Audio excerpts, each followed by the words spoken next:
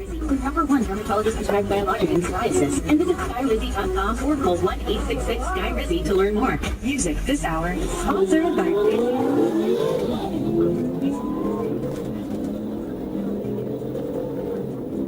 On December 17, 2023, Trooper Lucas was getting into his patrol vehicle at the racetrack on West Blue Heron Boulevard when he heard a loud vehicle with an aftermarket exhaust speeding westbound. He began driving west in search of the source and soon spotted two Dodge Chargers near North Military Trail. When the light turned green, Trooper Lucas saw a light gray Dodge Charger accelerate aggressively past a dark gray Charger, continuing westbound at high speed.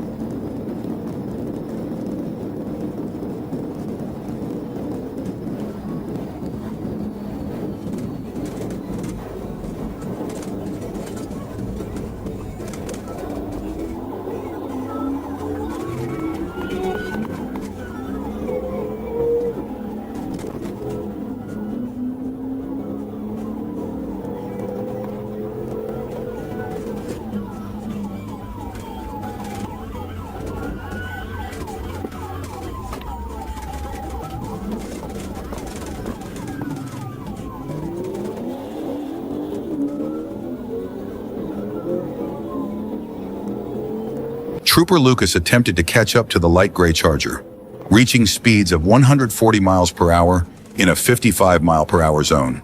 Though his emergency lights and sirens weren't yet activated, the Charger continued speeding, ran a red light at the State Roads 710 and North Jog Road, and nearly caused a crash. The driver then began heading south in the northbound lanes of North Jog Road, driving recklessly.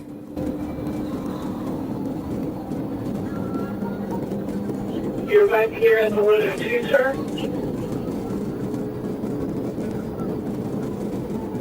$1,700. Haverhill 1048 bound Beeline approaching Haverhill.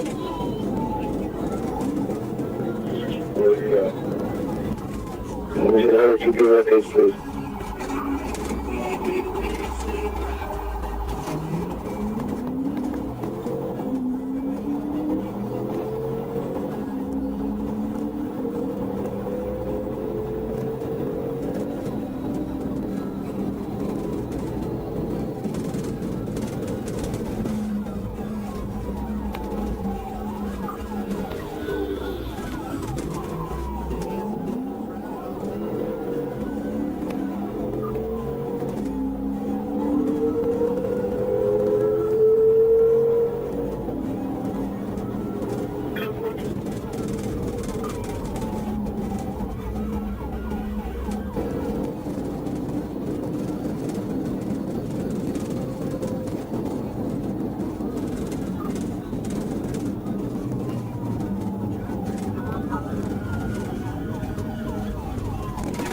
What do you think of that enforcing clearing today? Because you are necessary.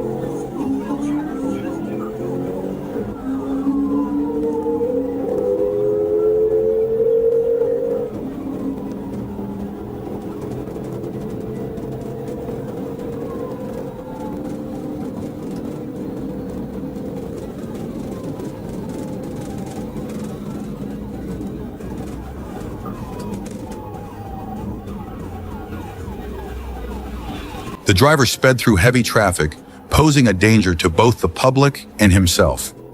Trooper Lucas was only able to observe the vehicle from a distance and struggled to keep up. At times, he lost sight of the suspect's car entirely.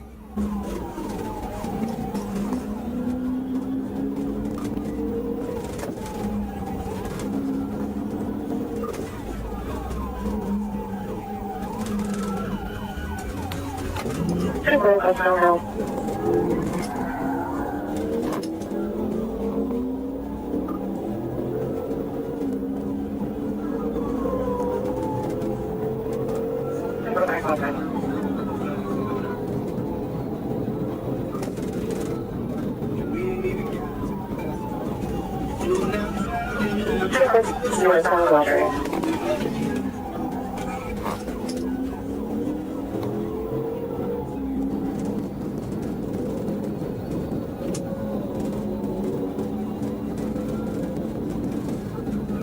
You can tell. There's any drivers sometimes who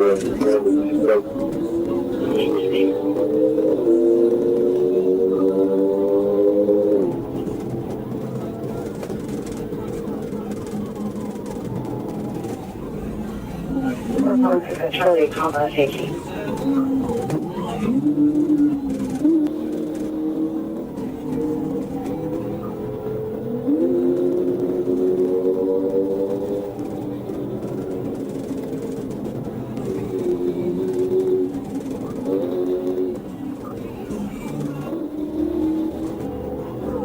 I'll try to read it.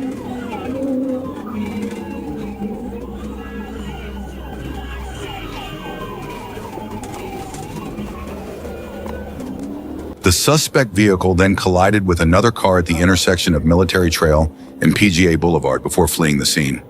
Florida Highway Patrol Sergeant Thomas later responded and worked the crash scene.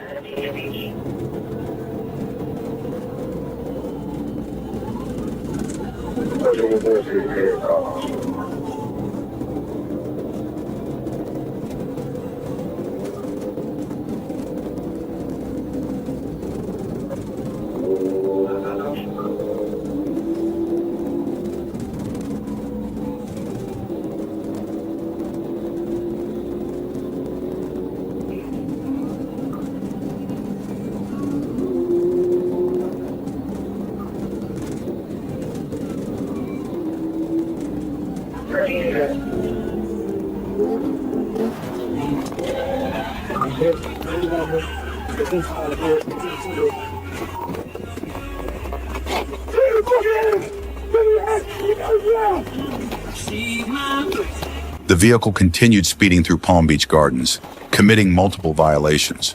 Trooper Lucas performed a pit maneuver, stopping the car on North Military Trail after it collided with bushes and signs. Trooper Lucas drew his service pistol as the front passenger, a young black male, exited the car. The driver, Jalen Camarena Davis, then fled on foot eastbound through residential yards. Davis fled into private properties and hid in bushes. Officer Sanchez found and arrested him. Davis had the keys to the stolen car and claimed ownership. The homeowner reported trespassing. Davis was booked at Palm Beach County Jail on charges including burglary, fleeing, hit and run, and reckless driving. Around 8 p.m. on November 7th, a Marshall County Sheriff's deputy was heading home from an event when he spotted a pickup truck towing a camper, driving recklessly with a flat tire.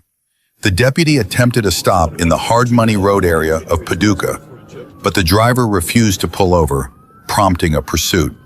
While traveling along Hard Money Road, the camper separated from the pickup and the driver continued fleeing. Deputies from the McCracken County Sheriff's Office and officers with the Paducah Police Department joined the pursuit as it moved into the Lone Oak area. It's up there on plan. Bill, get ready. Everything I'll be able to go through. 21, we're cutting back behind Banks Market,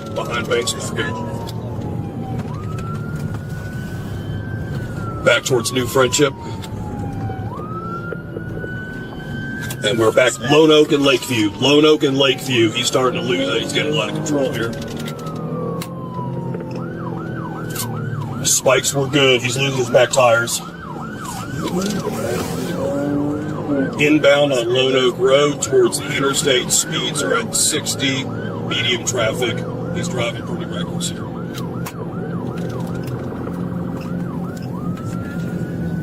As the pursuit neared the city limits on Lone Oak Road, a police sergeant attempted to deploy spike strips to disable the vehicle. As the suspect truck passed, the driver allegedly fired a handgun toward the patrol unit. One round struck the rear passenger side window, landing just feet from the sergeant's position. 21, you want to try to pin him up here? if he gets low enough speeds. Supervisor on the radio. Shots fired, shots fired. Dispatch. Shots fired, shots fired. He is shooting back at me. We are continuing inbound Lone Oak Road, passing Lourdes. Inbound Lone Oak Road, passing Lourdes.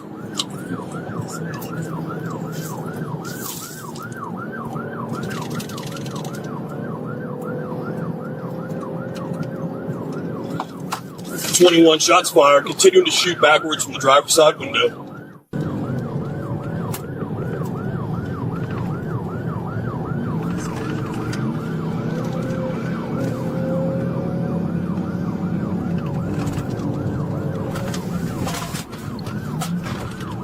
.21 continuing Lone Oak Road, inbound Lone Oak Road towards Hannon Plaza. Truck of vehicles enter.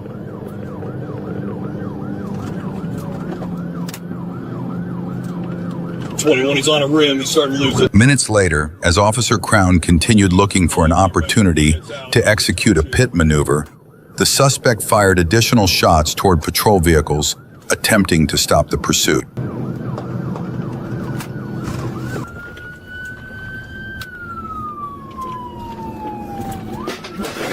Fuck. Shots were fired. He just hit my vehicle. 37. Shots fired. Hit my vehicle. 37.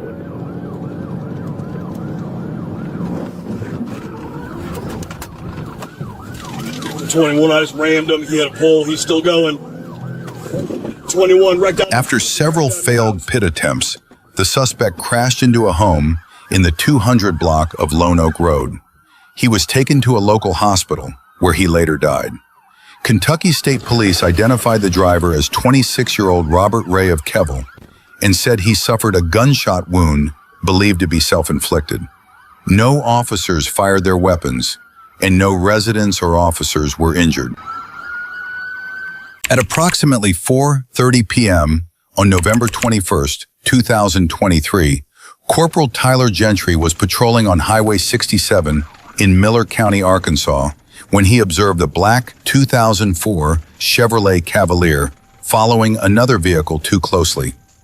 Corporal Gentry initiated a traffic stop as the vehicle turned onto County Road 53. Corporal Gentry approached the vehicle on the passenger side and made contact with the driver, who was identified as Jerry Beard. Beard stated that he did not have his driver's license with him and requested that Corporal Gentry follow him to a nearby residence to retrieve it. Instead, Corporal Gentry instructed Beard to write down his name and date of birth. Stickers way out on the I back. don't think so. I'm working on the car for a lady. Okay. And we just going right here. I'm going right here to this house right here. Okay. I just picked it up from down the street. I got you. You got your license with you, man? No, sir. It's at this house right here. I can go right here to this house and grab it. It's fine. I'll just get your name and date of birth, okay? You write your name and date of birth down there for me? If you follow me right here to the house, bro, I can give you everything that you need. Oh, it's fine, man. We need just a minute. Have you gone?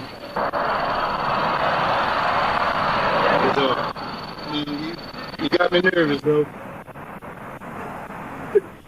Bless you. Oh, man, look at this. Let's start thinking. Oh, like I said, I'm working on the car for a lady, man. I'm trying to make the money to go see my mom again. I see you at the hospital. I got you. No big deal, man. Birthday is April 17, 83. Okay. My hand's shaking, man. I'm sorry. Can you call me down into this house? No, sir. Give me just a minute, okay? 81783. Yeah, I just want to go far. And Jerry Braxton? Yeah. B-R-A-X-T-O-N? T-O-N? Yeah. I want to park the car because he's waiting on me. I understand. I just don't want to be pulling up in a house while I'm on traffic stop. You know what I mean? That's fine. I just want to put it in the yard. I understand. Give me just a minute, okay? Yeah.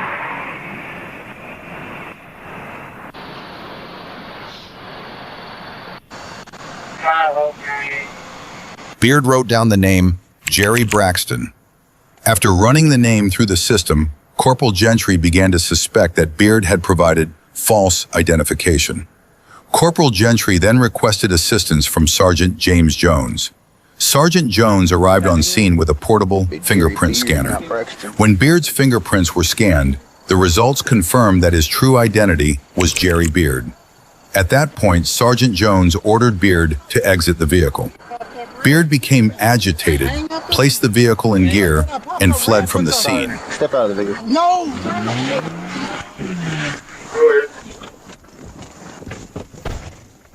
That's a folder. Oh, 1037, 1037.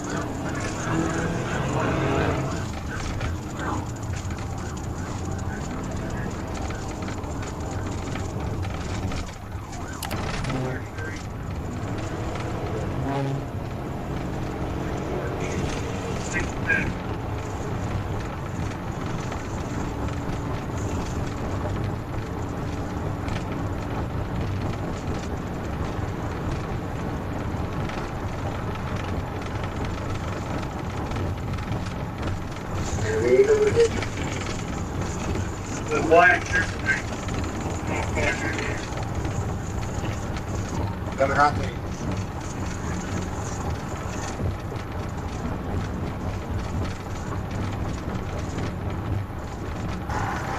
The driver fled at speeds of approximately 100 to 120 miles per hour, weaving into oncoming lanes and dangerously cutting in front of other vehicles.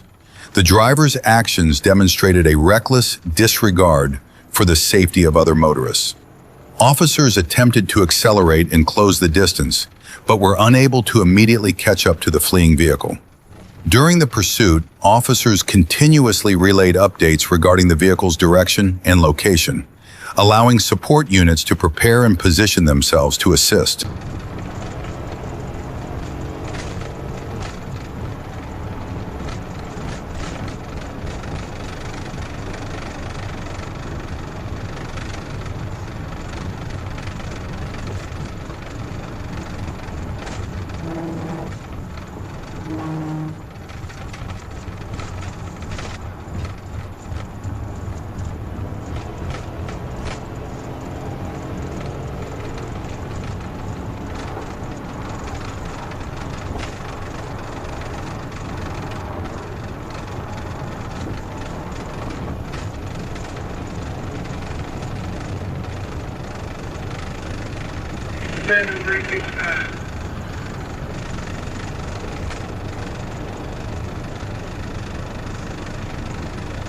Nobody knows.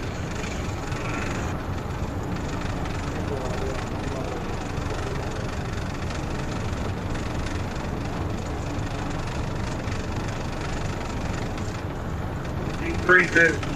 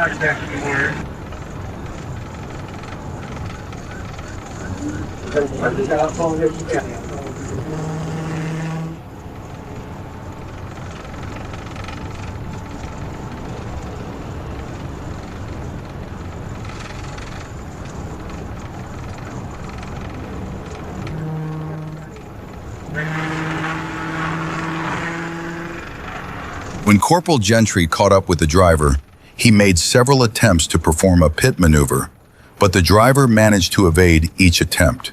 Despite this, the plan to carry out a pit maneuver and stop the vehicle remained in place.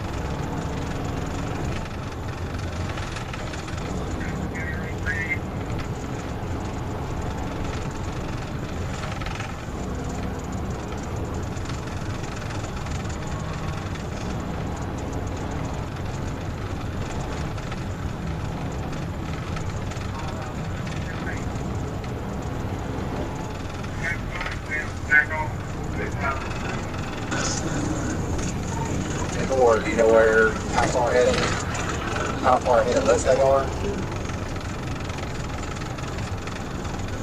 They're about a mile ahead. Wait till you make the curve on the hill before they take the Successful spot, passenger side.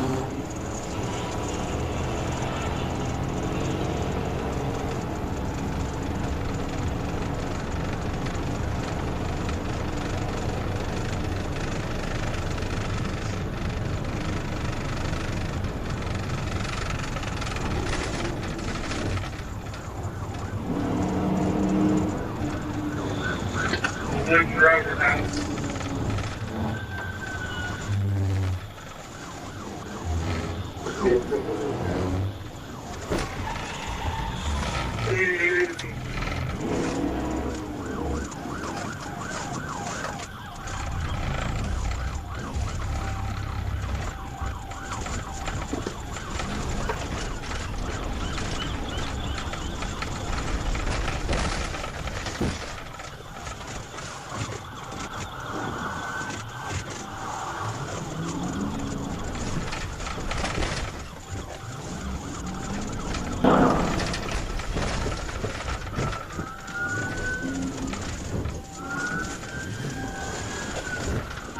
After a series of pit maneuvers, the suspect vehicle was disabled.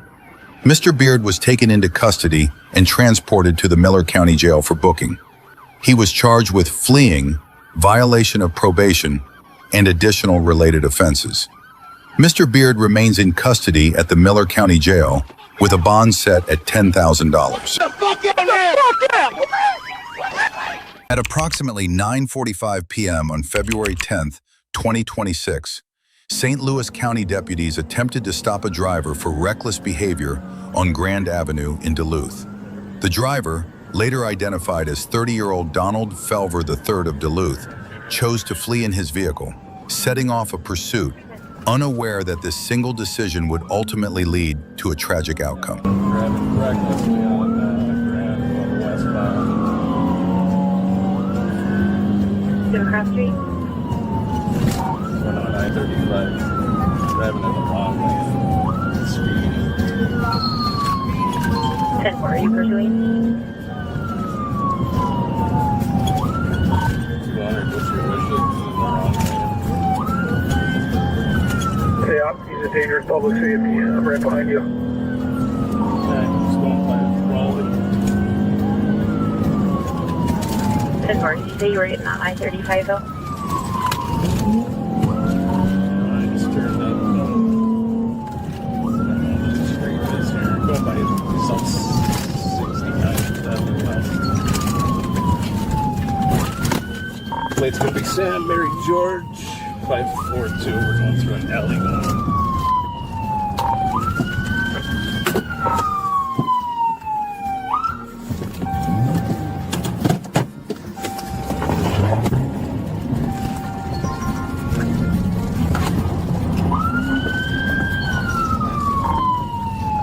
I don't know what alley I'm in, but we're headed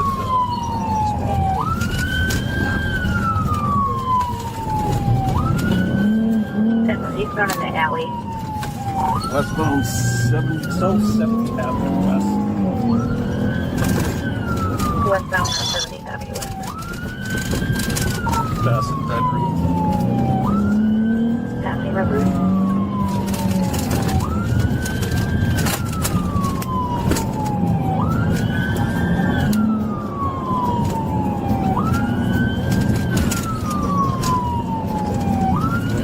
Back on your end. 1043 westbound. Sorry, westbound. It's going past South 7th Avenue West. 1043 until 72nd Avenue West westbound.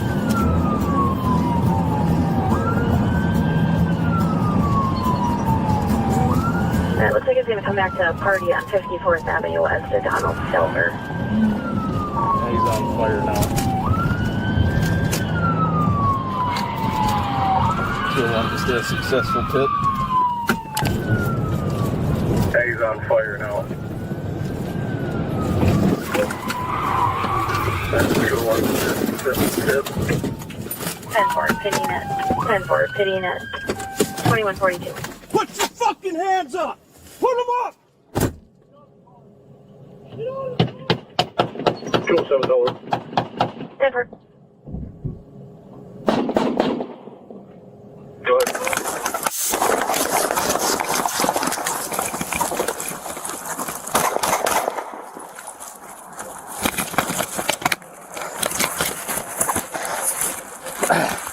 Fuck! Did he get you? I don't know if I'm hit. Tell him shots fired, dude. That's fire. Hold the channel. I don't know if I'm hit, Josh. I don't know if I'm hit. Get down. After a pit maneuver brought the vehicle to a stop, deputies approached on foot, at which point Felver pulled a handgun and fired at them. Sergeant Burnt and Deputy Sobchak returned fire, striking Felver, who was the sole occupant of the vehicle.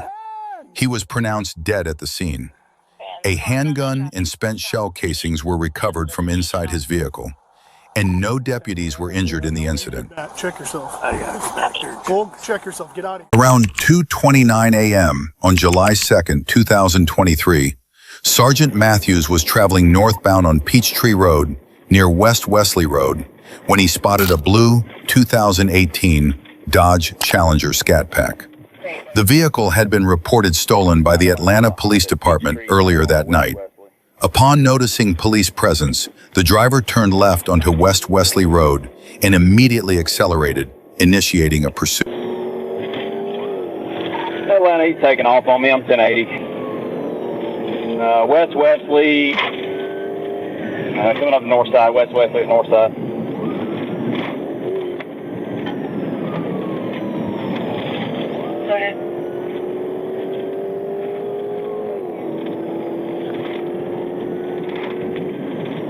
Atlanta, you clear? I'm 1080. West Wesley with that 1099 vehicle.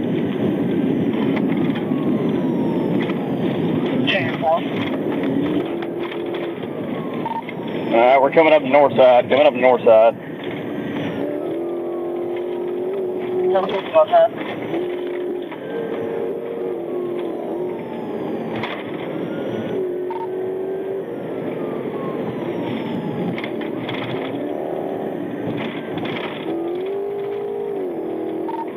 We are passing north side. He's losing it. Stand by. All right, he got it back. Still on West Wesley. Still on West Wesley. Did you carry up there? Be careful. We're good. Coming up to the interstate here in a second, Atlanta.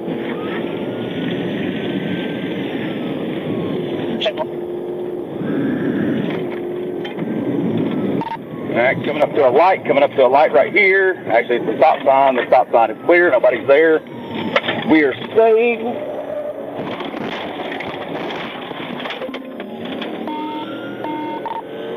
All right, both of us just went off-road for a minute, but we're good. Got it back. We're continuing. Stand by for a pit. They might be bailing. Passengers. After an earlier loss of control by the driver, the pursuit reached the intersection at Moores Mill Road, where a passenger jumped from the vehicle while it was still traveling at high speed. Despite the danger to his companion, The driver continued to flee without slowing down. South on Morris Mill.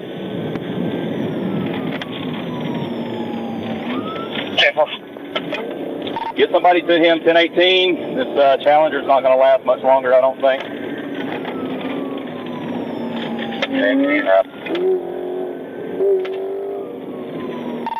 Now we're going through another stop sign that's clear.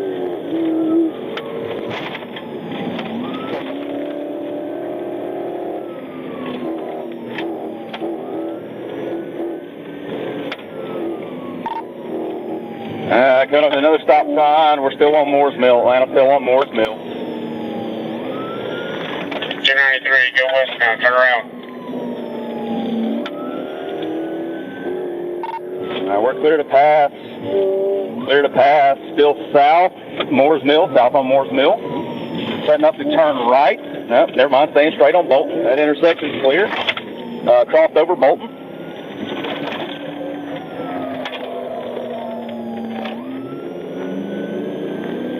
We turn right on Marietta. Right on Marietta.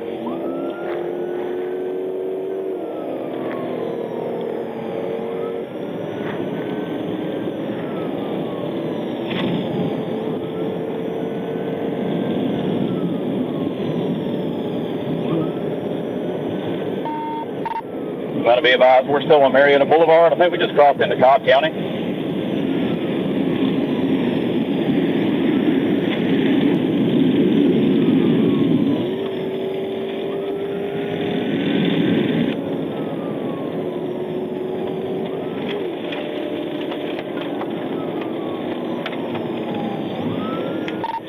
Still on South Atlanta Road now. South Atlanta Road.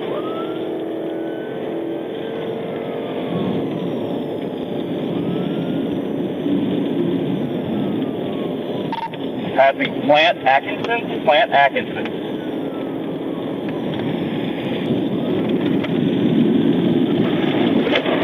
As the suspect turned west onto Marietta Boulevard, the pursuit entered Cobb County. The front right tire had already blown out from an earlier impact. Trooper Matthews attempted a pit maneuver, but was unsuccessful. Even with one tire gone, the suspect continued fleeing at high speed. Passing North Church Lane. North Church Lane. Anybody close to me? I'll be coming 25. You're going to hit 25 just a sec. All right, I don't know how much longer my car is going to last, but we are going over 285 now. Going over 285 now. Left smart right, Cobb move.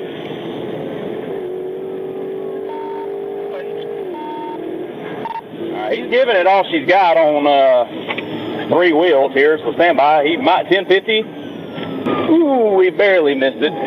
Still going. Oh, stand by. He keeps trying to turn. He can't do it. So we're staying on Atlanta Road. So now we're northbound on Atlanta Road. Whoever get here as quick as you can and try to take over. I don't know if my car is going to make it.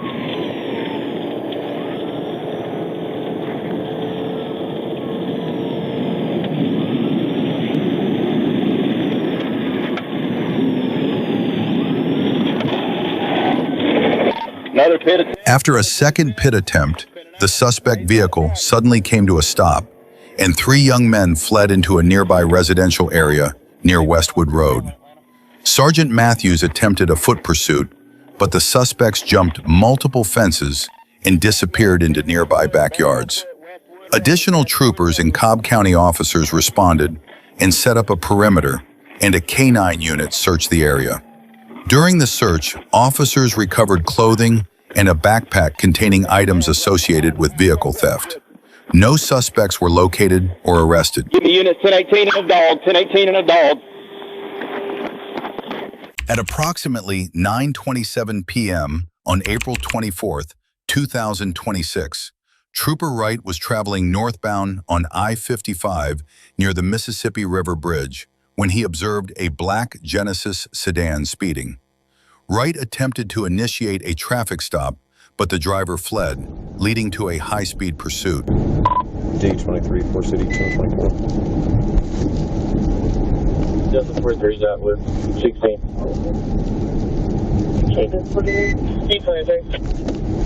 Broadway in Missouri, Boy Adam Boy, 11 Tom, BAB 11T. 927.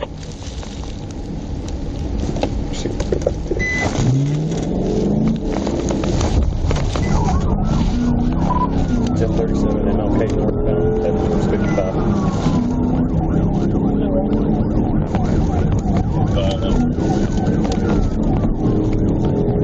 Passing 55. Current speed's 86.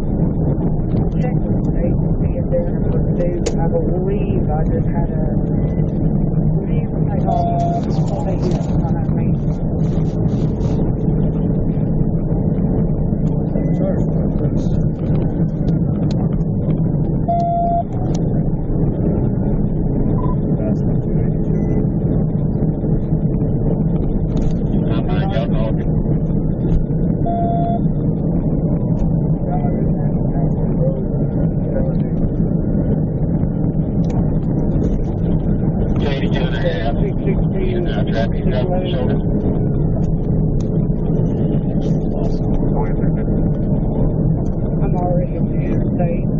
That's the unit that's coming up behind me. I don't know what it is. I can get on the interstate. That's it. If they get on the stop.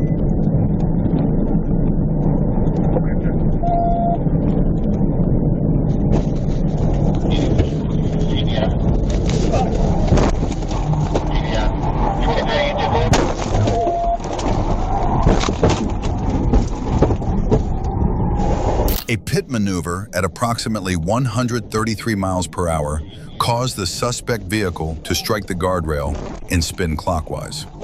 At the same time, Trooper Wright's patrol unit slid at high speed and collided multiple times with concrete barriers, disabling the vehicle. Despite the heavy impact, the suspect vehicle was able to continue fleeing. Wright sustained only minor injuries. A search for the fleeing vehicle was conducted, but was unsuccessful. At approximately 10:23 p.m. on December 27, 2025, Officer Eli Thomas observed a white Chevrolet Camaro traveling eastbound in the right lane as it passed his location. A license plate check revealed that the registered owner's driver's license was suspended. Officer Thomas immediately pulled in behind the vehicle to initiate a traffic stop.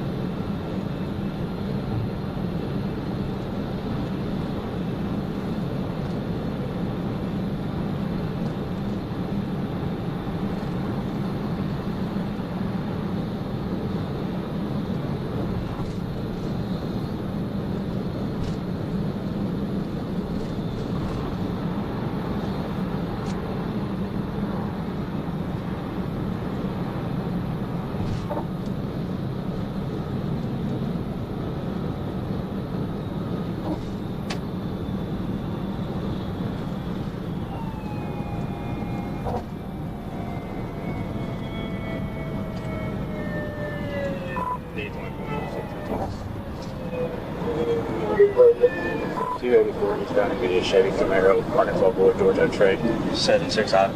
Georgia trade, 76 item.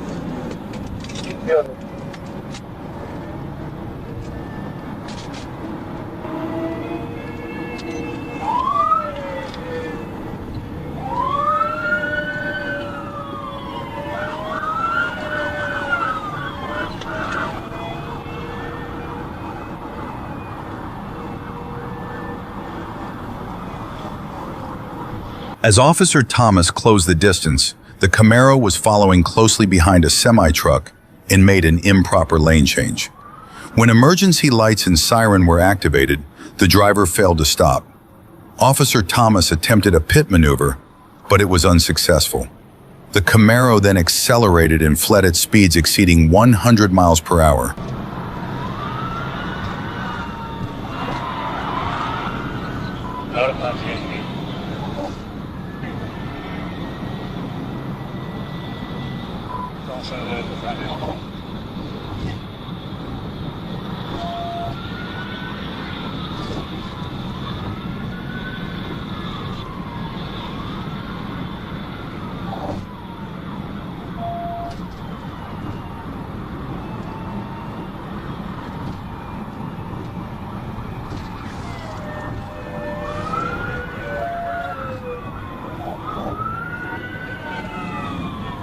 We're taking Riverside Drive exit.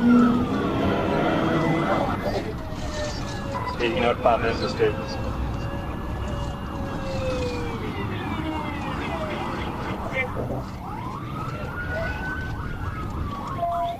We're taking North Front Street.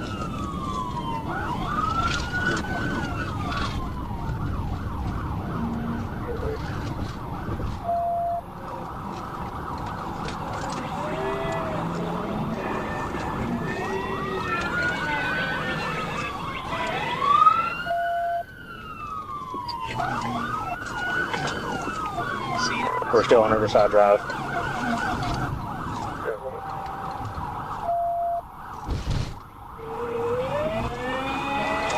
We're passing Court Avenue.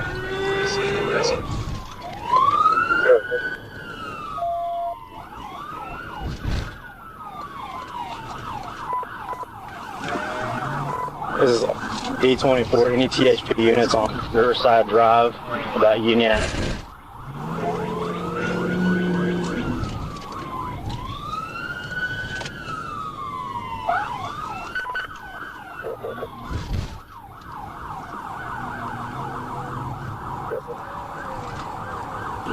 We're still on Riverside Drive, passing Beale Street. Do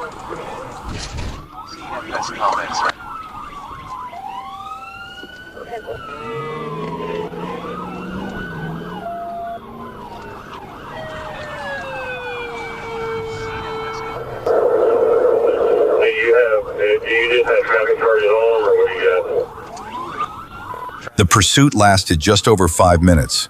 After passing through Beale Street, the Camaro continued eastbound and crossed into Tennessee. Sergeant Thomas was ordered to terminate the pursuit, and dispatch relayed the suspect's information to the Tennessee Highway Patrol for follow-up.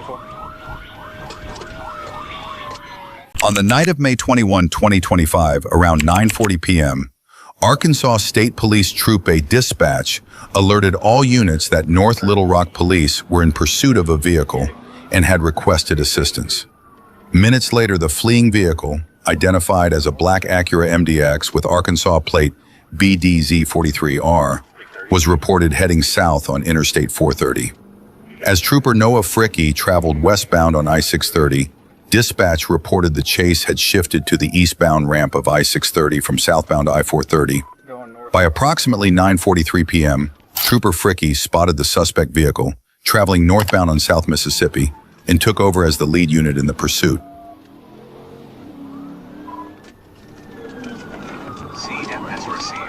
Working on call it. We're running down, coming back up to 630 on ramp.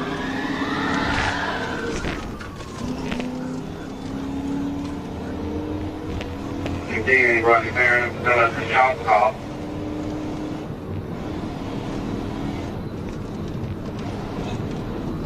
Which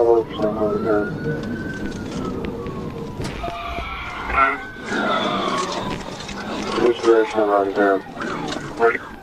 The suspect vehicle ran a red light at the intersection of South Mississippi and continued north for about a quarter mile.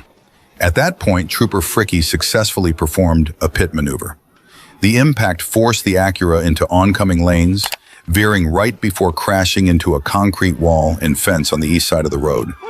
Following the crash, the driver, later identified as Devontae Jones, exited through the front passenger door and fled on foot heading north. He stopped shortly after and was taken into custody by officers from the North Little Rock Police Department. Jones was transported to the Pulaski County Jail and charged with the following: fleeing, driving on a suspended license, criminal mischief first degree, failure to stop at a red light, no liability insurance, improper windshield condition. We're going to be at Markham and Rodney Perry. On December 15th, 2025, at approximately 7:26 p.m., Officer Phelps was traveling westbound on Fort Street near Mayo Drive when he observed a black Nissan Altima heading east in the left lane at a speed noticeably higher than surrounding traffic. Radar confirmed the vehicle was traveling 58 miles per hour in a 45 mile per hour zone. Officer Phelps activated his emergency lights, turned around, and attempted a traffic stop. The Altima moved into the right lane and then turned south onto Lockett Lane. With Officer Phelps directly behind the vehicle and his siren activated, the driver accelerated and fled. Officer Phelps notified Troop H Communications that he was in pursuit. We're at in Barling, just off the rock.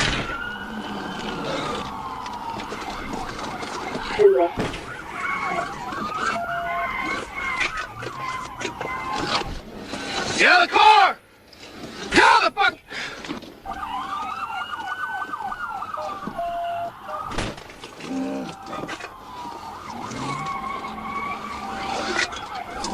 $959 extra same item.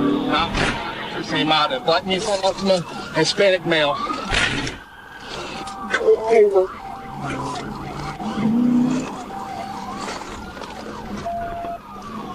He hit my car. Stand by. We're on coming up the Stroker Lane.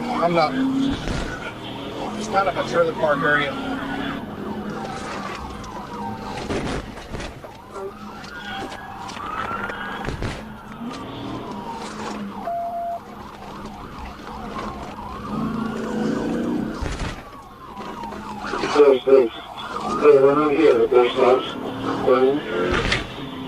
We're Lockett Lane. Speeds are 46. We're in a residential neighborhood.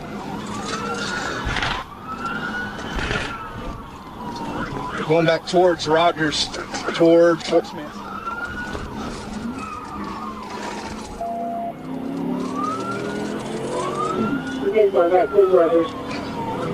Speed 75. Traffic is locked right now.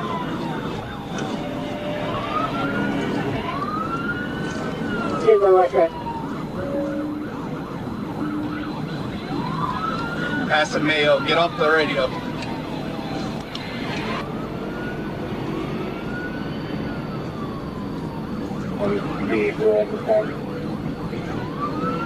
Speeds are 102.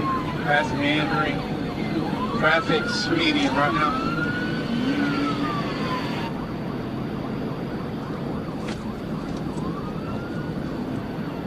Passing south 91st. John Roger. Traffic's medium. Got to cut their red light. Clear left, clear right, clear left, clear right.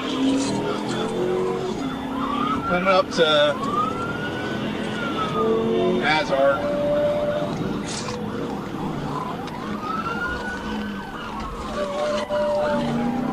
North of Hazard.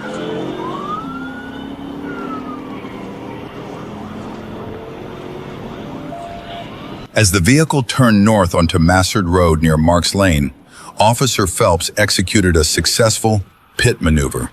The car spun and came to a stop facing south, but the driver accelerated again.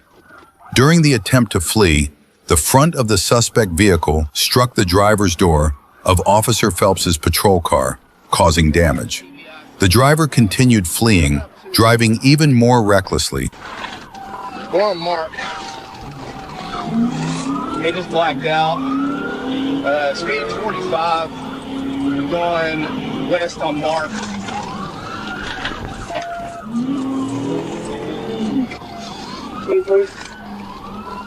South 80th, Mark.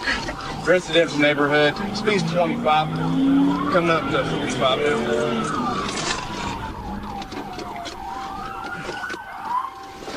now. The driver later turned off his headlights while continuing to flee at high speed.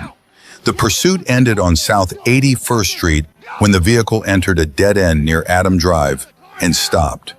Officer Phelps ordered the driver out, but he refused. Additional officers arrived and removed the driver through a window, taking him into custody. He was identified as Alexander Raya.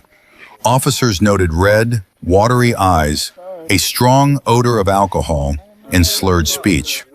A search of the vehicle uncovered a black backpack containing a partially consumed bottle of Siete Leguas Blanco tequila. On May 15, 2024, at approximately 8:10 a.m., Trooper Whipple was patrolling near Scott Hamilton Drive and Baseline Road when he observed a yellow Dodge Challenger change lanes without signaling and repeatedly crossed the double yellow lines. At the intersection of Hilero Springs Road and Pinecone Road, he attempted to initiate a traffic stop. The driver turned onto Pinecone, traveled slowly for about 100 meters, then stopped.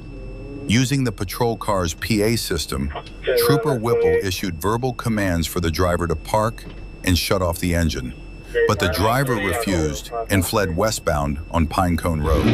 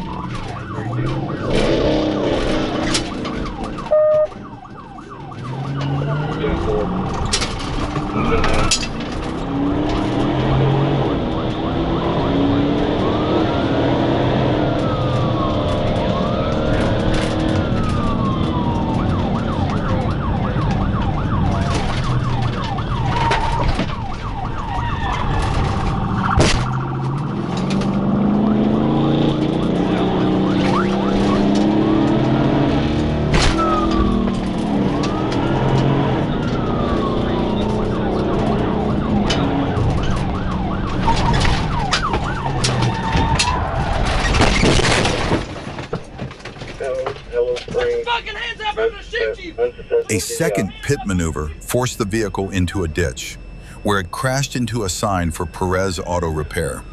The driver, later identified as Aaron Sadler, fled on foot carrying a backpack but was quickly apprehended. A search of the vehicle revealed 9 bottles of promethazine, more than 4 pounds of marijuana, and 24 packages of THC-infused edibles. Officers also found an additional bottle of promethazine in the backpack and $3,720 in cash in Sadler's pocket. At approximately 4:17 p.m. on December 31st, 2025, an officer attempted to stop a vehicle for a broken brake light and illegally tinted license plate. The officer suspected the driver was impaired. The driver refused to cooperate even after officers deployed a taser, then suddenly fled, dragging one officer roughly 11 to 12 meters before the officer was able to let go. Officers later searched for and located the fleeing vehicle. 1080. 584 radio. I'm lead. We're going West Avenue towards I-20. Secondary. I'll handle radio traffic.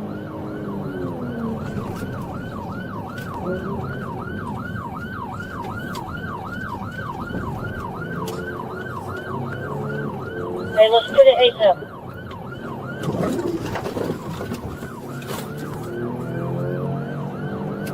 Hey, yo, 10 pit, unsuccessful at this time. I-20 westbound, Motel 6.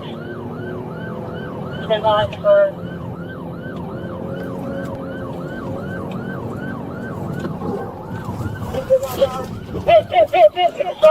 After a pit maneuver, the driver, 55-year-old William Cornelius, was taken into custody without further incident.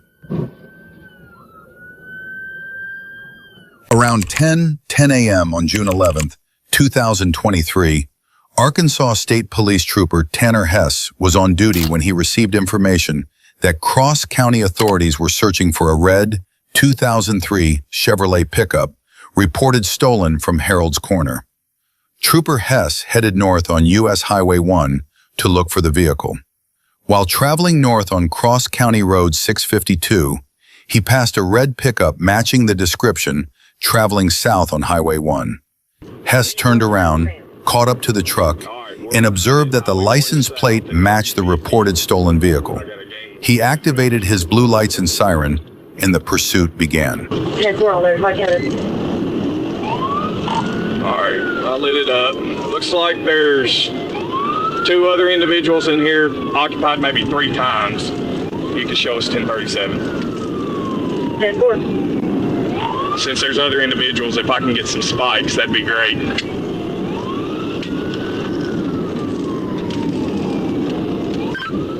B-17 County, I'm in pursuit with that truck southbound coming into St. Francis County on Highway 1. 10 direct, B-17.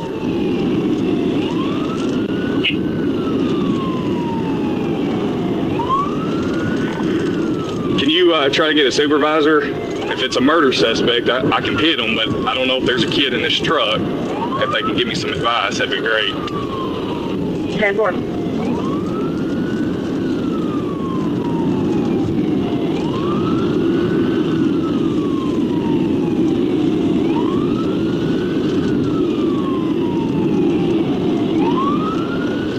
98 miles an hour, we're coming into cold. 98 miles an hour. 10-4. Traffic's light. Traffic's light. About to come through at 306. I've got a green light here.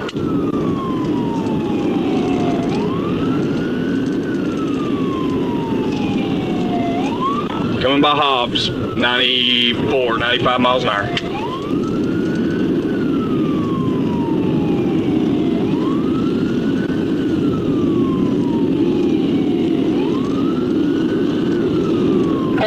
No. Looks like he just threw something out the window, the passenger did.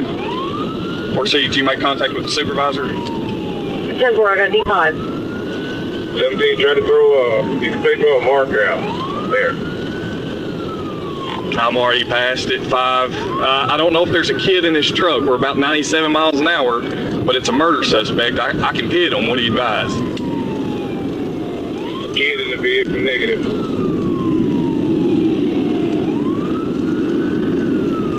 Let's get some more units over there and try to set up a stop stick somewhere.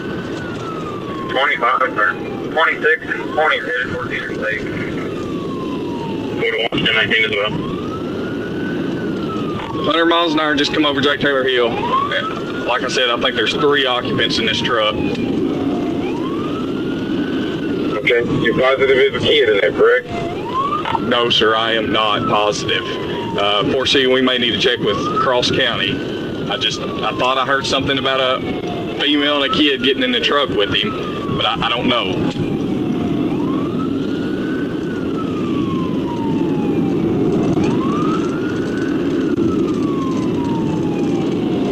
D17, Cross County just confirmed there is a juvenile in the vehicle. Not sure what age. 10-4, 5, we're about to come into Caldwell, 95 miles an hour, light traffic. 10-4, Cross County been notified when, see if they got the stop stick. Hey, can you give me some spikes? I'm in pursuit coming through Caldwell with a murder suspect. I'm coming to Forest City. He's coming through Caldwell with a murder suspect. If somebody can just give me some spikes, there's a kid in this truck, so I don't want to pit him. We don't. All right, 17 to Joe. My camera's rolling. For spikes. 295, just come by the fire department, Caldwell.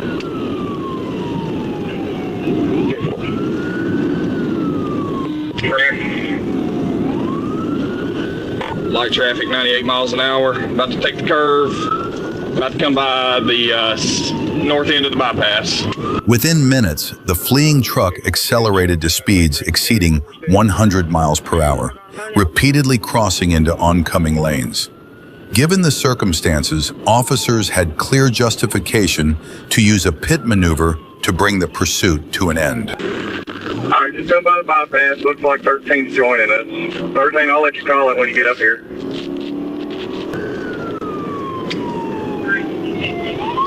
All right, just come by the bypass. Looks like 13's joining us. 13, I'll let you call it when you get up here.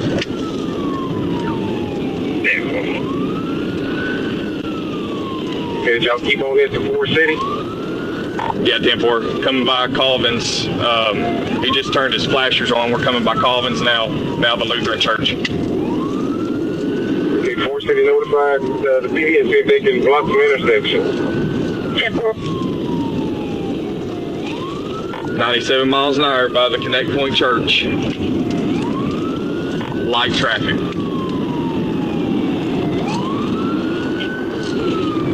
Alright, looks like he's going he went the wrong way there for a minute. He's going the wrong way. Alright, looks like he's going to get back in his lane now. Now we're on the turning lane. 5, we may go up. Never mind, he's staying south. Passing through Holiday Drive. We're going to do Holiday Drive now. Speed at 85 miles an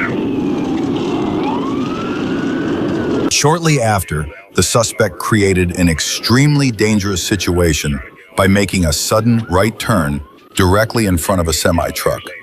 Trooper Hess briefly lost ground, but quickly caught back up and resumed the primary position in the pursuit. All right, all 4 officers done. I'll be at a 260. Okay, let's set up some stop stations. 506 City. Correction, 501. Don't pursue. 13, I'm back with you.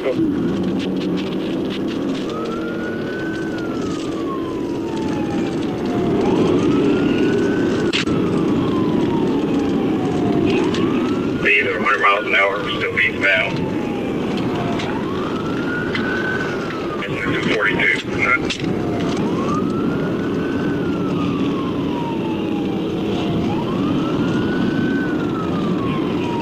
Take 242 there. Listen, 242, we did take.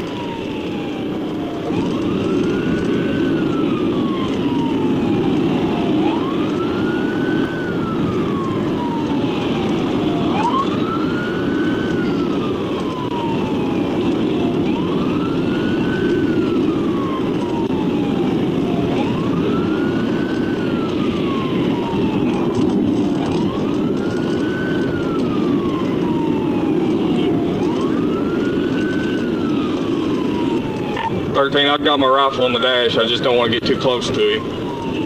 I'm seeing some moving around in there. D13 Forest City, we're passing the 245 now. Officers were later advised that the fleeing driver was an escaped inmate and that children were believed to be inside the vehicle. Because of that information, a pit maneuver was no longer the preferred option. Instead, officers prioritized the use of spike strips and tactical containment in an effort to force the vehicle to stop while reducing the risk to those inside. Okay, if y'all let park it, make sure you turn off your blue light so he won't be able to notice him and try to take the exit.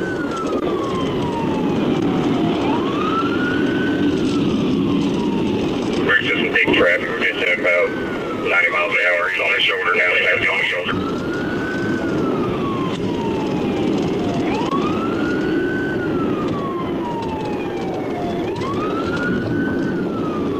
Make sure you notify Brittany County, West Memphis. We need to get him stopped before he try to get to Memphis. Notify Cross County to try to shadow on 64. 10-4. Shadow on 64. KCK 256 exit. 10-4.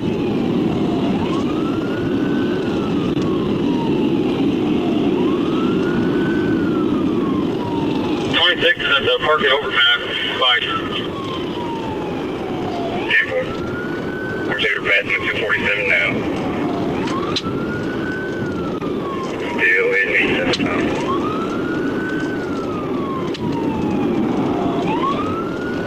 Speed at 95 miles an hour.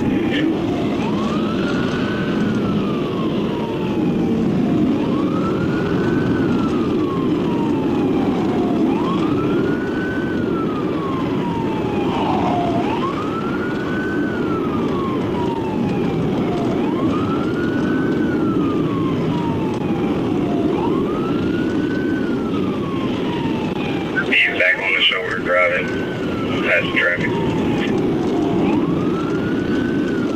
You're about to do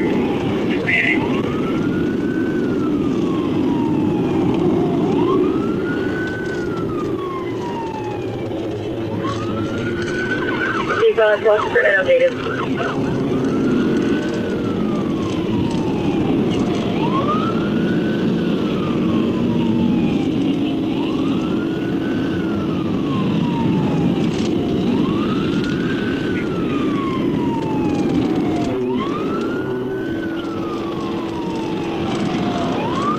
Back on the shoulder here with 249. Alright, back into the lane of traffic in the inside lane. These days, about 100 miles an hour.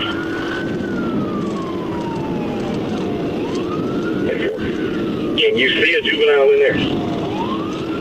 Hey, we're pretty close. Can't see it. It's pretty dark too. Back on the shoulder. As traffic volume increased, the suspect did not slow down, continuing to drive recklessly at speeds over 100 miles per hour and using the shoulder to pass large semi-trucks. During this time, assisting officers positioned spike strips and waited for the suspect to pass.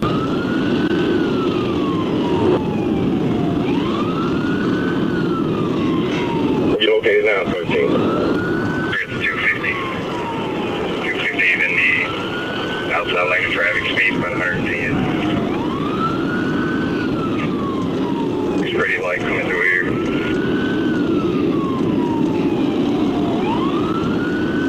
Okay, we got to try to get him spiked, and then we got to get him boxed in. If we can't get him spiked, we got to get him stopped.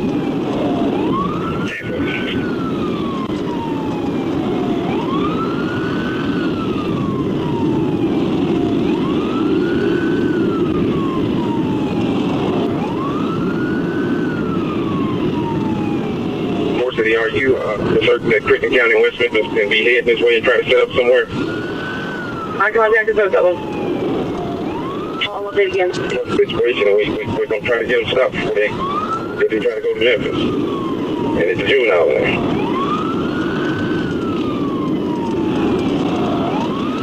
Coming up to the 253 now, 100 miles an hour. Light traffic still. Okay, get 26 down the description of the vehicle and what lane he's in. Yeah, we're in the inside lane right now. It's going to be older model red, 23 Chevy pickup. We get closer to the 256, we'll start backing off and giving some room.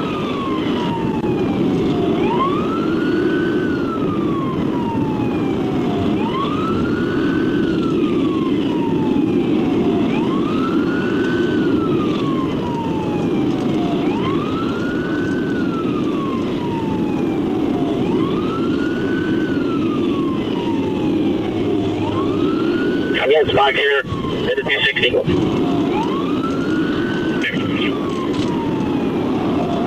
That's 255 now. 30 miles an hour in the outside lane.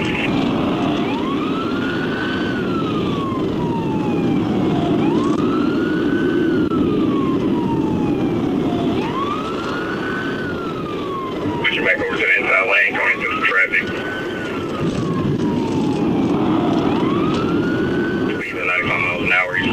One on the shoulder at the 255. Coming up here pretty quick. All right, very thick traffic. He's on the shoulder, about the 255.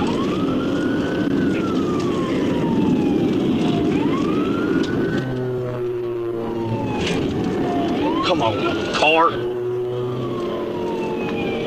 All right, he's coming up on the 256 exit, 26. I'll let you know. Shortly after, Trooper Bird successfully deployed spike strips, deflating at least one of the suspect's tires. Even then, the suspect continued fleeing at high speed. Left lane, I'm backing off. Left lane, fast lane. Fast lane, that's it. Good spike. Left lane, I'm backing off. Left lane, fast lane. Fast lane, that's it. Good spike.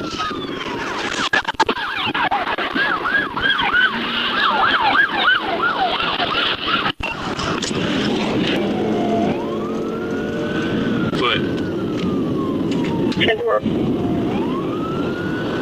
He's about 215 miles an hour. We're about to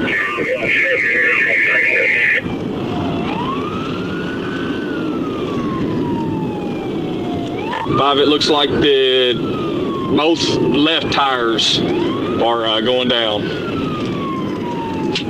Okay, is he still going? Yes, sir. Passing on the shoulder, 258, about 90, almost 90 miles an hour.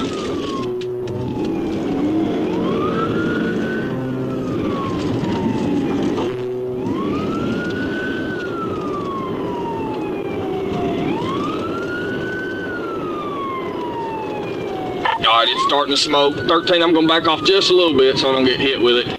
All right, yeah, they're exploding now. Around the 259, 258. Tires coming out.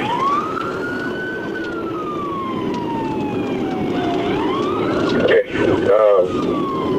What is y'all speeds right now? 65 miles an hour.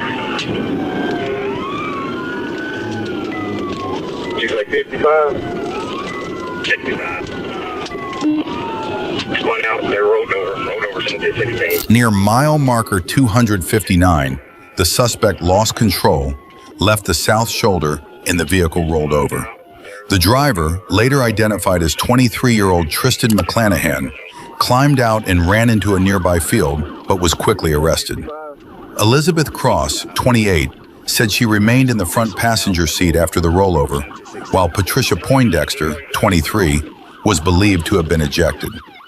Earlier reports that children were inside the vehicle were later confirmed to be incorrect. A search of the vehicle recovered suspected methamphetamine, syringes, a suspected narcotic pill, additional drug paraphernalia, wallets, a USB drive, and a Tennessee driver's license belonging to Kari Kamos Moore.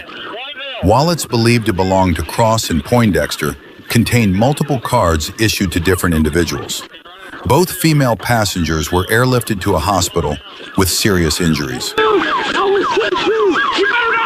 At around 1 p.m. on November 20th, 2025, Trooper Long was traveling south on Highway 289 when he spotted a maroon Ford Escape speeding at 71 miles per hour in a 55 miles per hour zone. He immediately turned around and attempted a traffic stop. Despite the patrol car's emergency lights and siren running at full blast, the Ford Escape continued northbound and refused to pull over.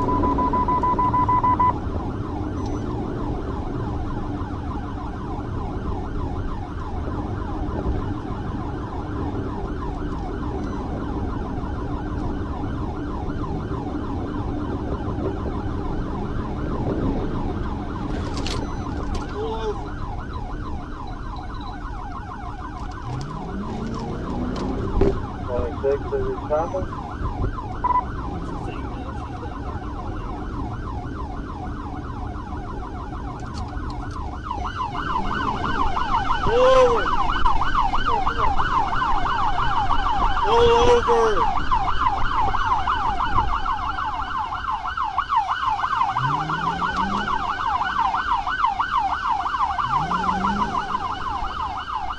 Although Trooper Long repeatedly issued verbal commands for the driver to stop, she ignored every order. To bring the situation to a safe end, Trooper Long performed a controlled containment maneuver, positioning his patrol unit alongside the Ford Escape and guiding it toward the shoulder. The vehicle came to a complete stop without further incident, and the driver surrendered peacefully. During the encounter, the driver showed clear signs of impairment, slurred speech, poor coordination, and erratic behavior. She repeatedly stated, "I have 4 to 8 ounces of meth in my pants." After being transported to the county jail, a female corrections officer conducted a search and found no drugs in her possession. Okay. How much have you had to drink? On Saturday, May 15th, 2025, a Sharonville patrol officer spotted a blue Hyundai exhibiting suspicious behavior.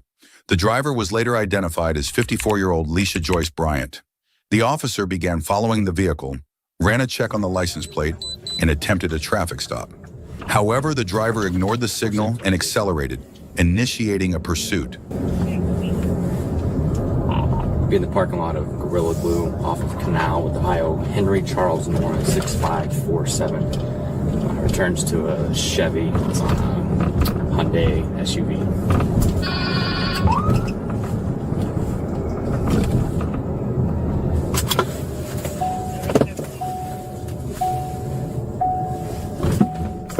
Bryant drove into a parking lot, then suddenly turned around and stopped her vehicle directly in front of the patrol car.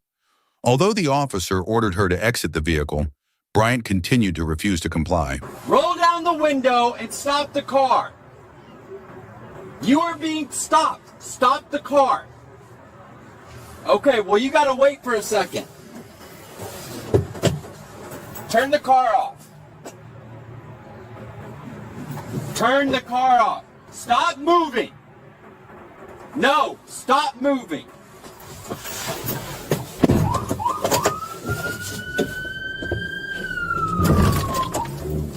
We're same 22, they just struck my vehicle and they're fleeing now.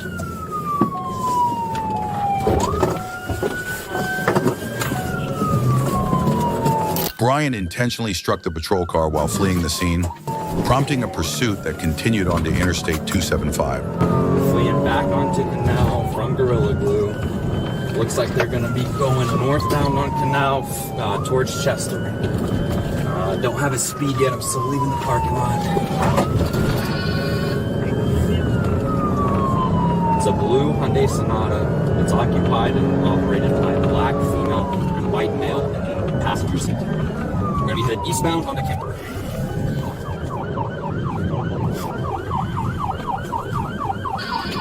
Continuing back in the parking lot of QTOL Products, KULTOL, continuing in the direction of Muscle.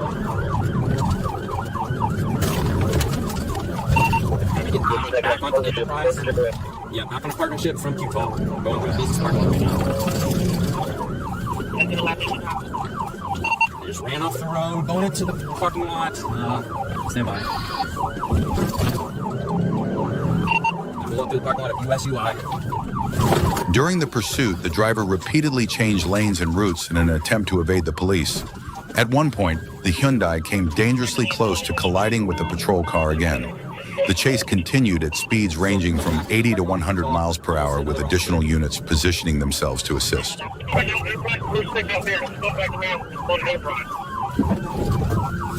we're headed back to Enterprise, back where they originally entered, into QTOL, and going back that way.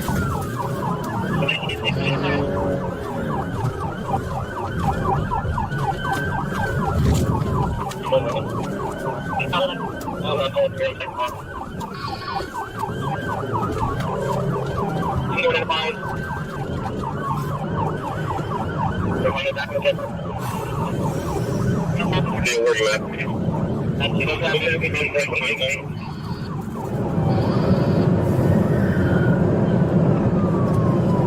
Some space, we got traffic oncoming. After approximately 10 minutes into the pursuit, Officers began deploying spike strips to disable the suspect's vehicle.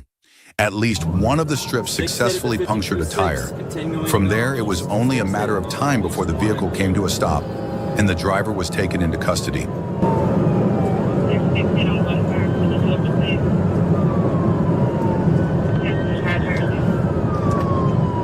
They're dropping in their fleet here as well. Is there a K9 close by that can help us if they see in the wooded area up here?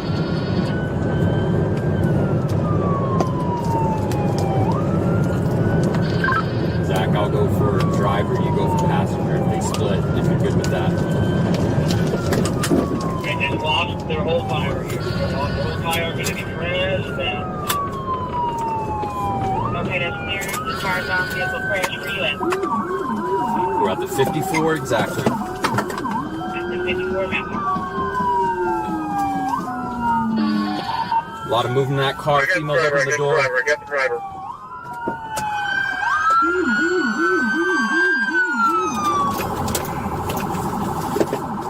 Minutes later, the driver finally came to a stop. As the vehicle slowed, the driver's door swung open, prompting officers to prepare for a possible foot pursuit.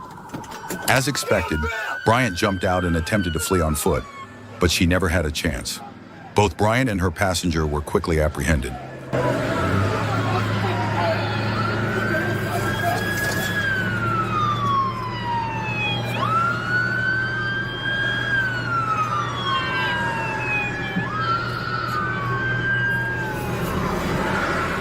A quick check following the arrest revealed that Bryant's driver's license had been suspended. Officers also discovered drugs both inside the vehicle and on the passenger. Bryant now faces multiple charges, including attempted assault on a police officer, failure to comply with police orders, driving with a suspended license, and various drug-related offenses. The passenger, identified as 45-year-old Kevin Gabbard, was charged with drug possession.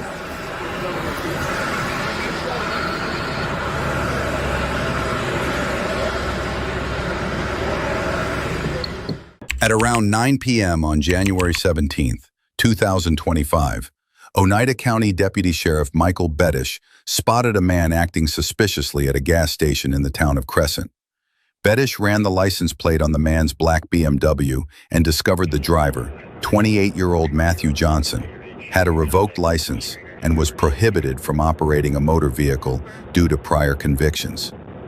Deputy Bettish attempted to stop Johnson as he drove north on State Route 47, with his emergency lights activated.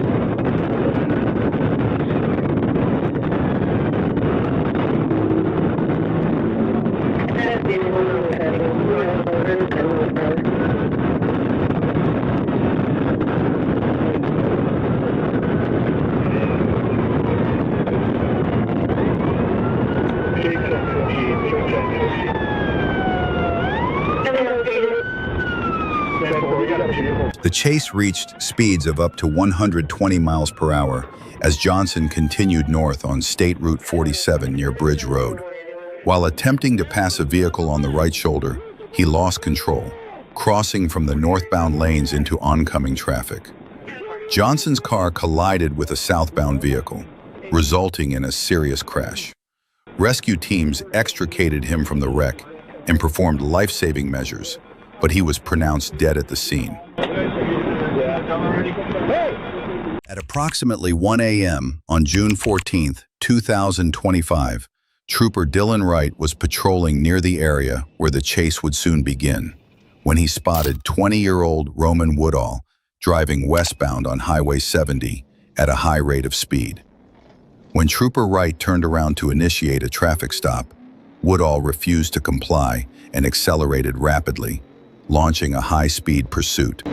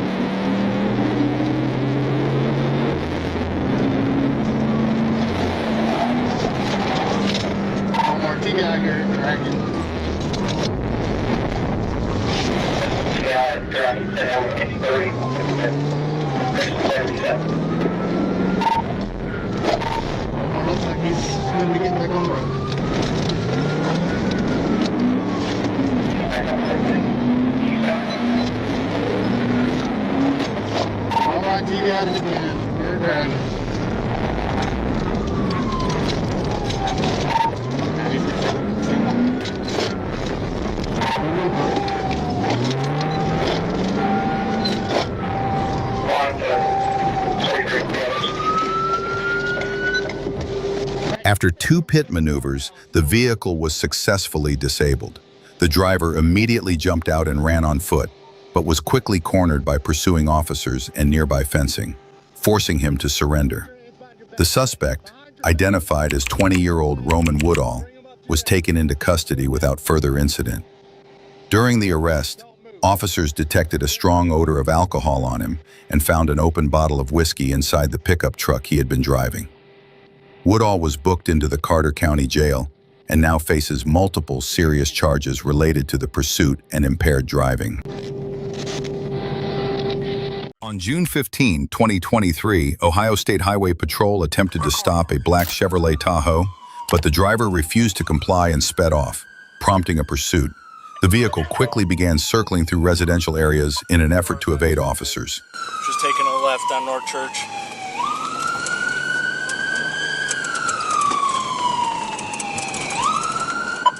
Northwest on North Church. Light traffic.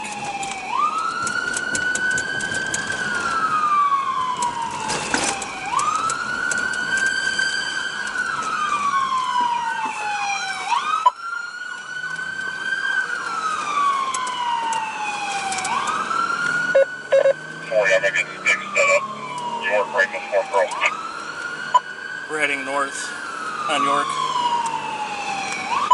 Light traffic.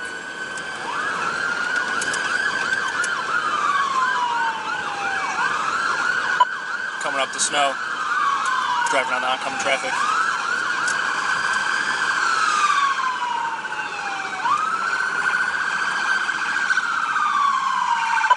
Troopers deployed spike strips in an attempt to disable the suspect's vehicle, but the driver swerved onto the curb to avoid them. Moments later, the vehicle accelerated to around 80 miles per hour in a renewed effort to flee.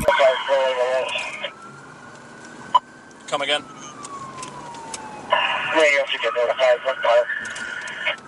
Yes, we're coming out.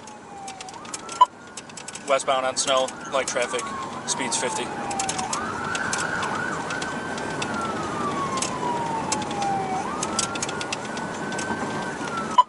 Passing Van Weird. Coming up to West 164th.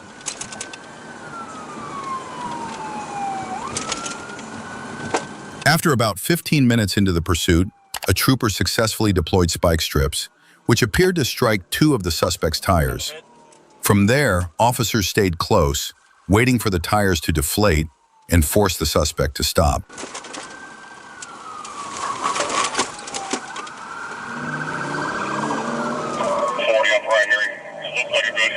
Park. Looks like we're about to bail here. Bridge.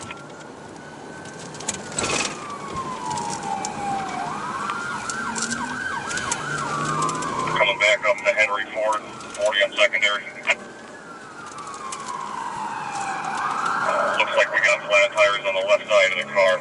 Continuing westbound up from Park Road, past Henry Ford. Flat tires left side of the car.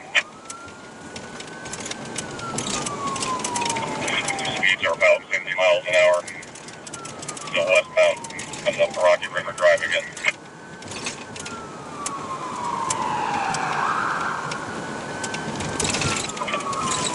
Coming up to a red light for the highway off ramp.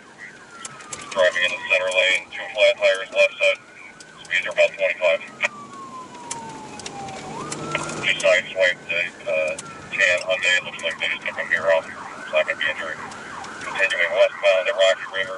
Not long after, the suspect's vehicle was riding on two deflated left side tires, yet she continued to flee. Despite the damage, the driver kept weaving through traffic and at times appeared to intentionally attempt collisions with other vehicles on the road.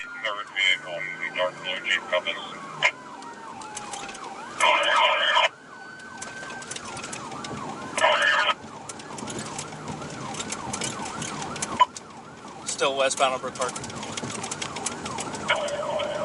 6-6 radio. It appears that she was intentionally trying to push into other cars. Yep.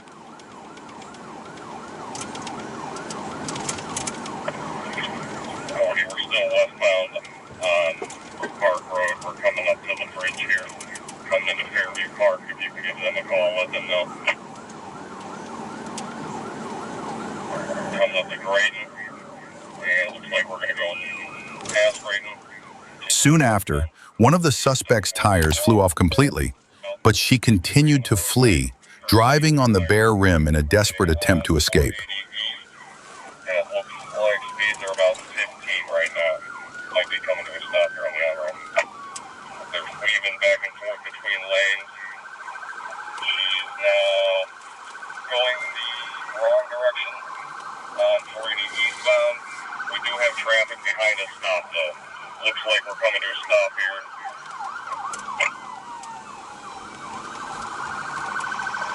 Yeah, we gotta get this car stopped. We gotta head on, block it in. Finally, as the driver attempted to make a U-turn, one trooper executed two pit maneuvers while another positioned a patrol car in front of the suspect's vehicle, forcing it to a stop. The driver was then taken into custody without further incident.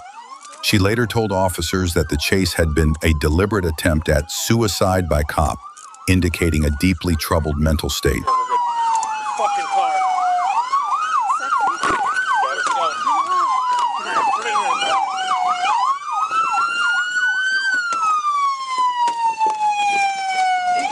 On July 14, 2025 at 7:18 a.m., Trooper Keaton Ramsey was notified of a pursuit involving a gray Chevrolet S10 fleeing east on I-40.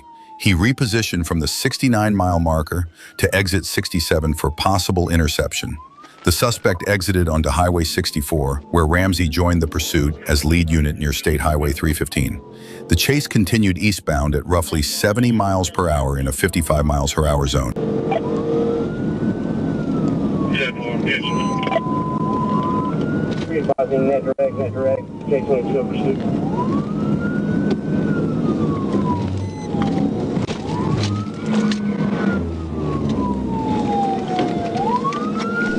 As Trooper Ramsey closed in, he attempted a pit maneuver on the passenger side, using a wide-open yard along the south side of the highway to minimize risk. The suspect swerved hard to the left, trying to evade the maneuver. Near Shields Road, the vehicle lost control, crossed into the westbound lane, overcorrected, and slid off the north side of the road. It struck an embankment, briefly went airborne, and came to rest in a ditch, about half a mile from where Ramsey had joined the pursuit. Roll over, roll over. Roll over, roll over. It'll be over if you roll over. The driver, later identified as Lewis Black, was safely removed from the vehicle and taken into custody without further incident. A preliminary investigation revealed that Black had initially fled from police at a local Waffle House after failing to pay for his meal and causing a disturbance by talking to himself, which made employees feel unsafe. He was also found to be driving on a suspended license, without insurance, and not wearing a seatbelt. Additionally, Black had an active warrant at the time of the incident. On July 10, 2025, at around 11:41 a.m., Trooper Ray and Auxiliary Sergeant Impellizzeri were monitoring traffic on westbound State Road 408 near mile marker 13, when Trooper Ray spotted a gray Mercedes GLC speeding. The vehicle, with heavily tinted windows, was estimated at 90 miles per hour in a 60 mile per hour zone, and radar confirmed a speed of 92 miles per hour. As Trooper Ray moved to overtake the Mercedes, it began accelerating even before lights were activated. Once behind it, he initiated a traffic stop with lights and sirens and notified the Sanford Regional Communications Center.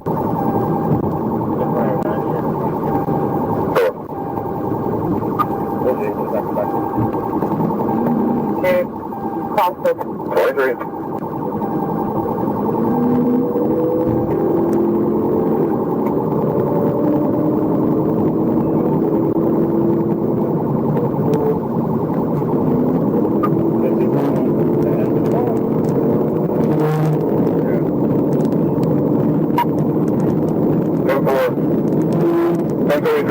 1541 westbound, 11 mile marker 408, 231 of the vehicle. I'll see you next time.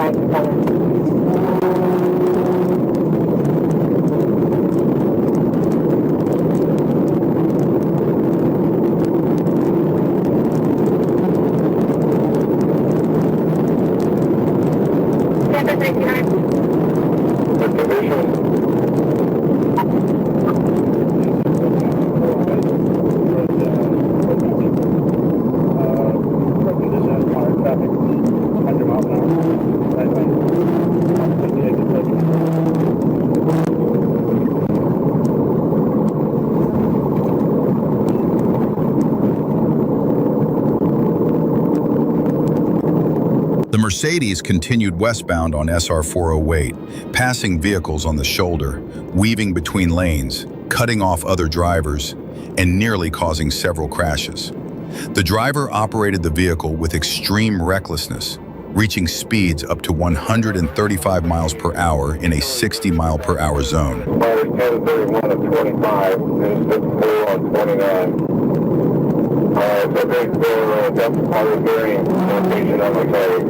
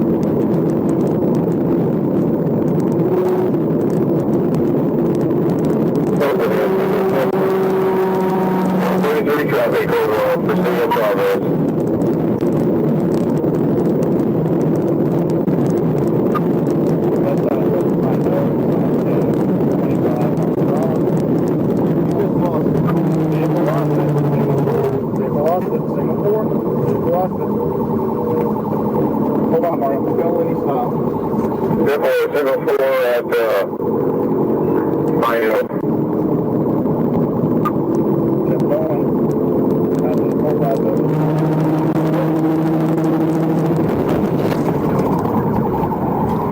All right, get ready for phone call. 57 pointed if you can. Hold on, Mario. Hold on.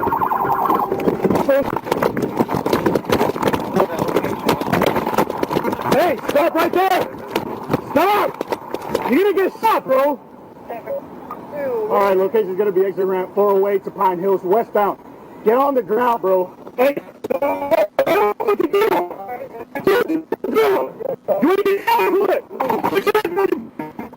Sergeant Impelaziri remained with the suspect vehicle, while Trooper Ray pursued the fleeing driver on foot, issuing loud, clear verbal commands to stop. The suspect eventually complied, laid down, and was taken into custody without further resistance. At 11:46 a.m., the suspect was arrested for fleeing and eluding. He was positively identified as Darius Demetrius Lowe through his social security number. Dispatch later confirmed that Lowe was currently out on bond for a prior charge of fleeing law enforcement, causing serious injury or death. Okay, so there's no other... Not that I know of, no. All right, that's what we're trying to figure out. On March 22, 2024, Trooper Ray of the Florida Highway Patrol was traveling northbound on Interstate 75 near mile marker 316 in Sumter County when he spotted a white Honda SUV speeding past his patrol car. The vehicle had its high beams and windshield wipers on, despite clear weather, and began swerving recklessly across lanes before tailgating Trooper Ray at an extremely close distance. At that point, Ray activated his in-car camera to document the incident. The Honda then veered into the right lane, cut across all northbound lanes, and accelerated into the far left lane. Trooper Ray overtook the vehicle and activated his lights and siren. The driver initially slowed in the left lane, but quickly sped up again in an attempt to flee. Trooper Ray radioed in to report the pursuit. And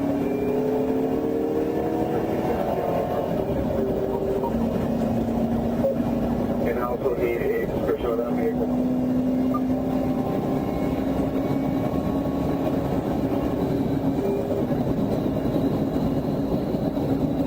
We received multiple calls on that single call vehicle, 1477. That was the vehicle you're calling for. You may be if you want.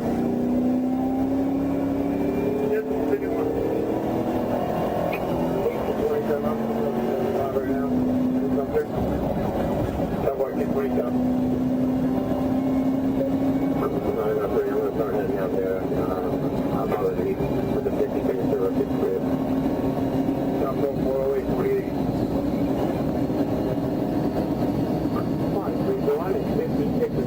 What do you got? Down 431, 35, 400 to 3 feet, right on the CRV.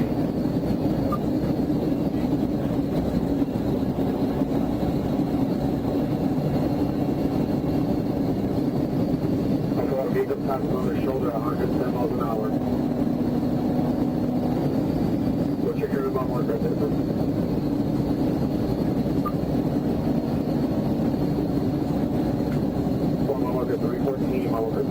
The chase continued southbound on I-75, with Trooper Ray reaching speeds of 110 miles per hour in a 70 zone to keep up. The suspect drove onto the shoulder and emergency lanes to pass vehicles, making sudden lane changes and nearly causing multiple crashes in the process.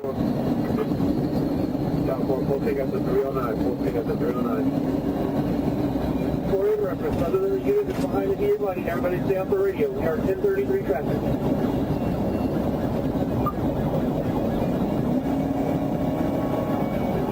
Alright, exiting on my marker 314. Exiting on my marker 314.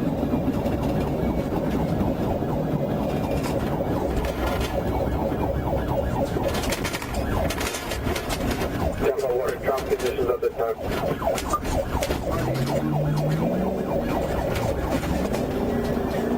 Traffic, signal 4 whiskey. Traffic, signal 4 whiskey. Stop on. Moving off the exit in the northbound on the southbound. What direction?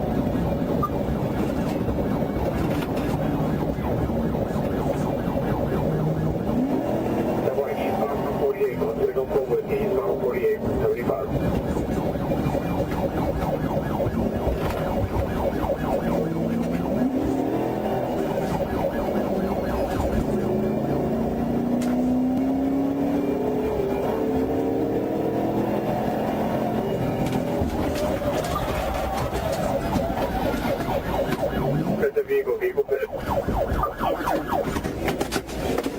Determining it was safe to end the pursuit, Trooper Ray executed a pit maneuver, sending the Honda across all lanes before it struck a mailbox and overturned on the southbound shoulder.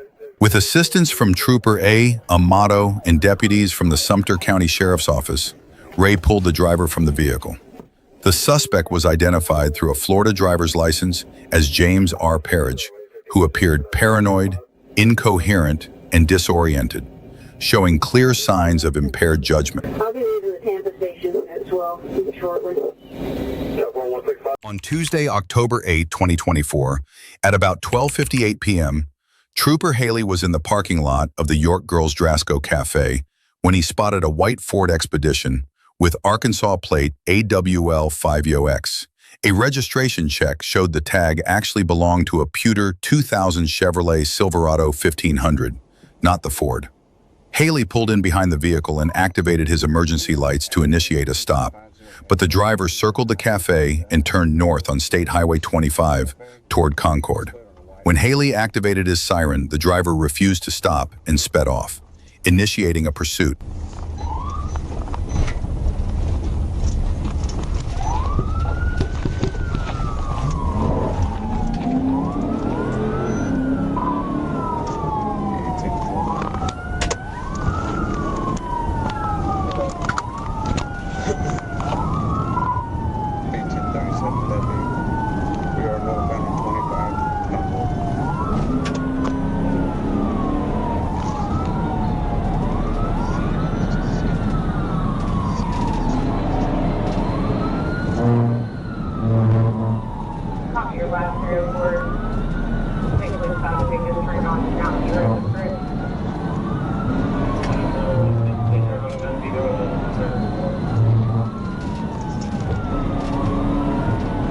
During the pursuit, the suspect drove recklessly, repeatedly veering into the southbound lane and nearly striking other vehicles.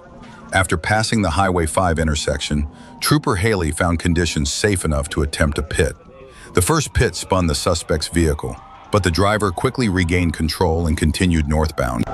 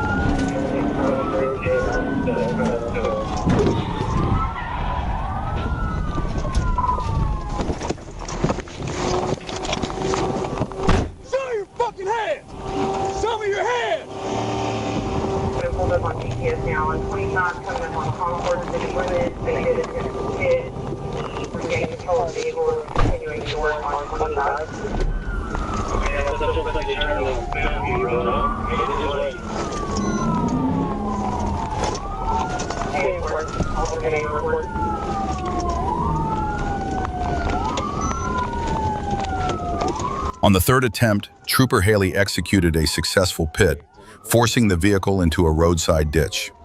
After the maneuver, the suspect drove south through the ditch and across a yard before finally stopping near a tree line. The driver jumped out and fled on foot, but Haley pursued him about 200 yards into a nearby field, where he was taken into custody without further incident. The driver was identified as Adam Brackett. A search revealed a clear plastic bag containing 1.9 grams of methamphetamine in the pocket of his jeans.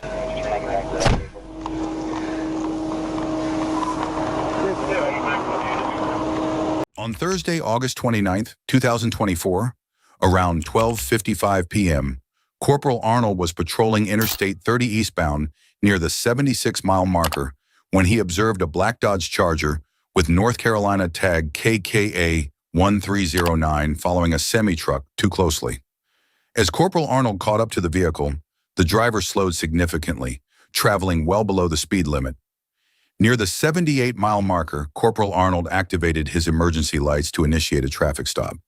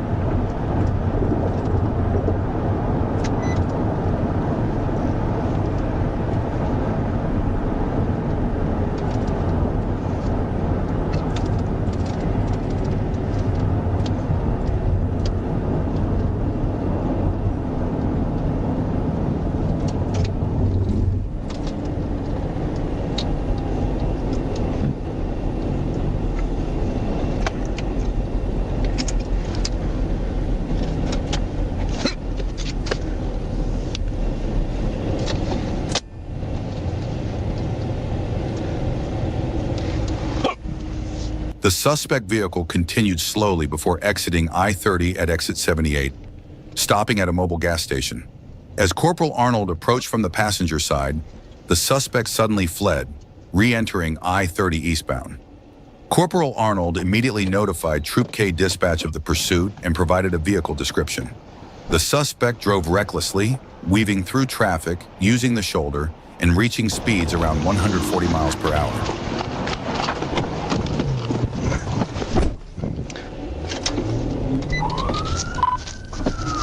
35 Hot Springs, 1037. It's a black Charger, North Carolina tags, King Adam 1309. He's been up to 78.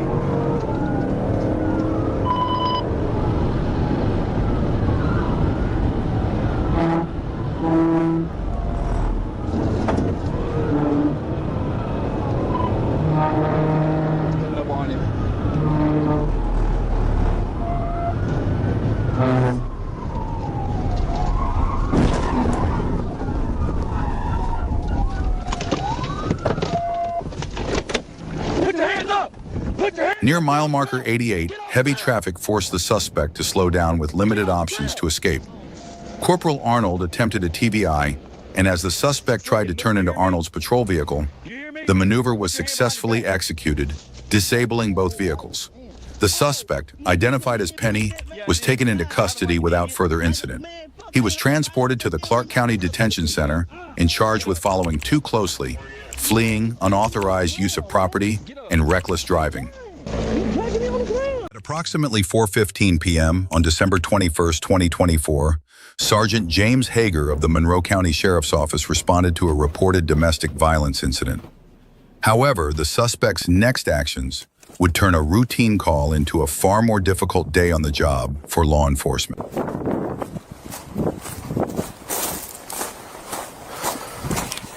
Say one from arrival. While deputies were speaking with individuals involved, the suspect suddenly bolted outside and climbed into Sergeant Hager's patrol vehicle.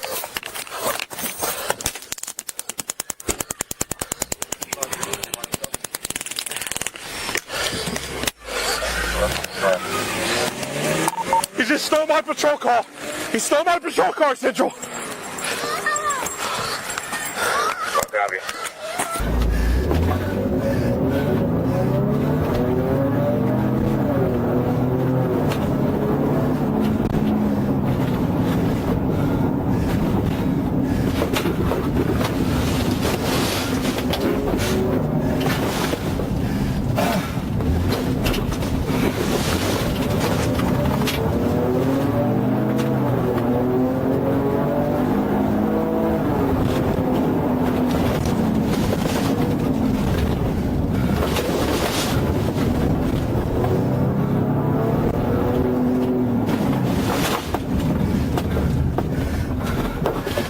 Get out.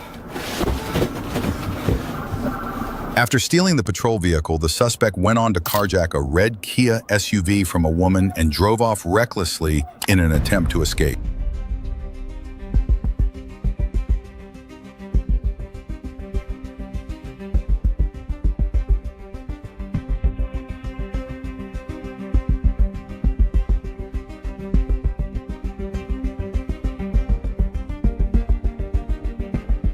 An officer prepared spike strips to stop the suspect, but heavy traffic and the suspect's high speed, estimated around 100 miles per hour, made deployment unsuccessful.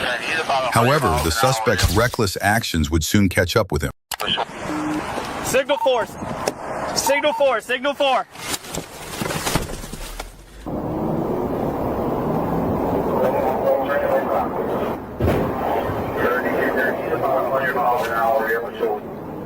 Signal 4. Signal 4.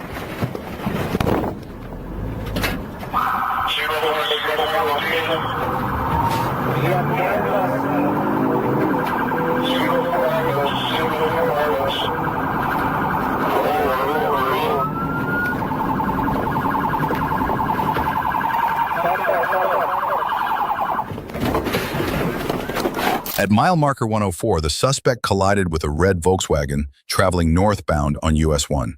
Following the crash, he attempted to continue fleeing but lost control of the vehicle, which overturned off the roadway. Officers approached with weapons drawn, issuing commands but received no response from the suspect.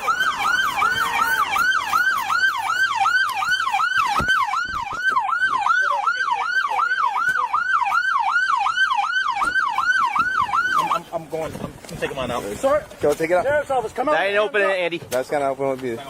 We need to bust out the truck. Go. Right here. Body right here. Body right here. Body right Body? Body right there. Body. I got you. Watch it. Is he 7? Sheriff's office, come out with your hands up. Can you hear me? 714-556 Palm Drive for the wife. Can you hear me? Sheriff's office. For the road rescues. Police Highway Patrol. Is he 7? No. I can't see anything. He's not moving on this side. Yeah, he's not moving. I got airbag here. Can you see his hands or anything? I'm hitting. Go ahead. Can we open this? Also, the child is pretty badly injured. I got you. Good. You're almost there. Get my thing break. Get on the other side. Hey, break it on the other side. Yeah, right here. Guys, do we have a knife? Do we have a knife? I got a glass breaker if you need it. Break it. Shield. Give me the shield. I got it. Give me the shield. Let's try to get that door open right here. We can't. Guys, can we cut the airbag? Does anybody have a knife? I got a glass breaker with a knife. He's moving. Hands up. Let me see your hands. Let me see your hands. The suspect, later identified as Armando Lope, was found trapped inside the vehicle and required assistance from officers to get out. He was taken into custody, transported to the hospital for evaluation, and then booked into the Key West jail without further incident. Someone call for rescue now. My piss. Oh, shit. Oh, shit.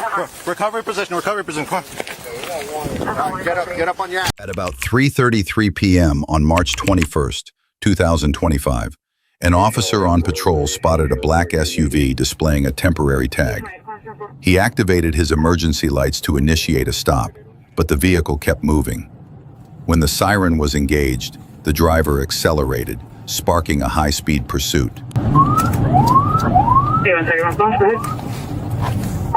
It's going to be 501 on Seaboard Street. It's going to be a black SUV with a paper tag.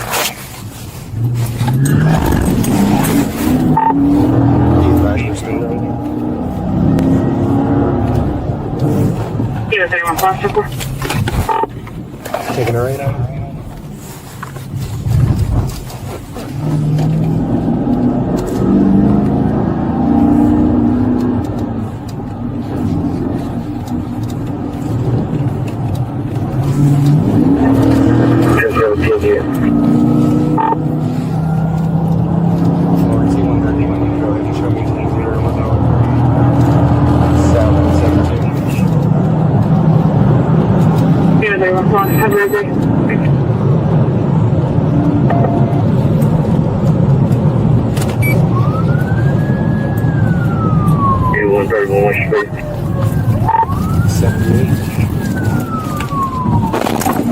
Which direction you're in?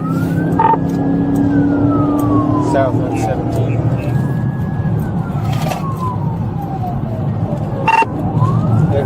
10-9. We're going towards SC90. 10.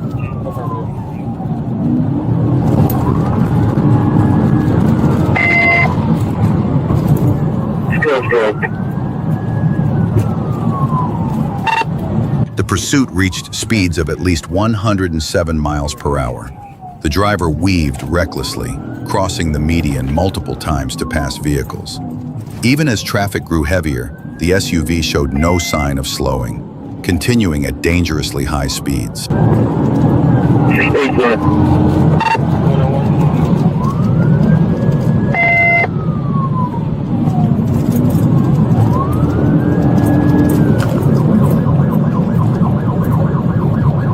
Was he in the extra vehicle? That's a negative.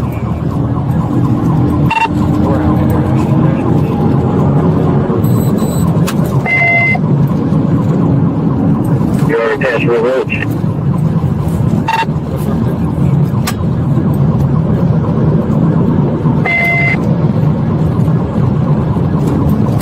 North County 90 on International.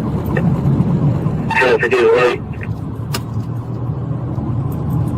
Trooper behind me, I'm gonna let you go around me up here. 10-4. We're turning left onto 5-4 Hill and towards the beach.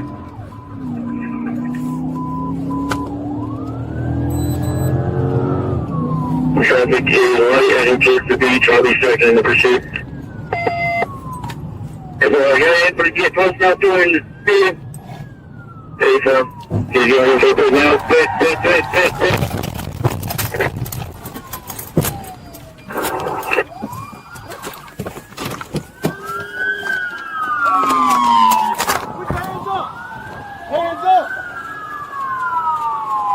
A pit maneuver was executed, spinning the fleeing vehicle counterclockwise and bringing it to a stop on the roadway. Officers quickly moved in and took the driver into custody. As they approached, they discovered 4 children inside the car. The driver was identified as Charles Christian. The female passenger, who claimed to be the mother of the children, expressed fear of going to jail and concern about damage to the vehicle. She explained that she was trying to get away from her boyfriend and said her cousin, the driver, was supposed to have a valid license. Christian admitted he failed to stop because he had no license and was afraid of going to jail. He also stated he was carrying marijuana. He further revealed this was not his first high-speed pursuit and that his license had previously been suspended due to earlier incidents. Yeah, in the middle lane there. You're good. I appreciate that.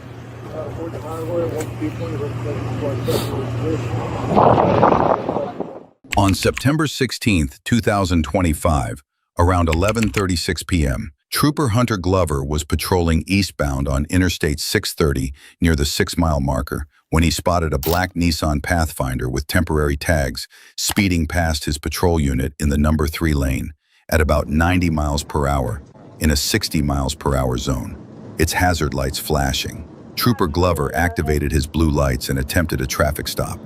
The Pathfinder slowed slightly to around 80 miles per hour, but refused to yield, continuing eastbound. Glover notified Troop A dispatch and turned on his sirens, but the driver made no attempt to stop. By the 4-mile marker, the vehicle was still traveling roughly 75 miles per hour, and Glover officially declared it a pursuit.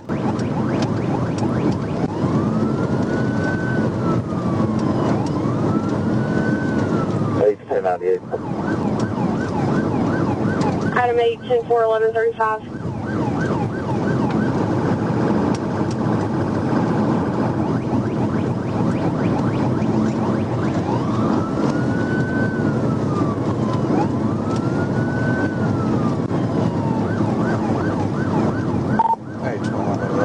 Still eastbound, passing the 5, speed 77.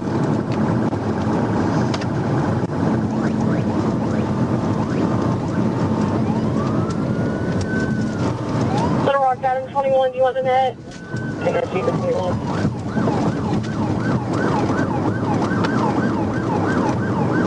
Little Rock, Item 21, do you want the net? I gotta stand up.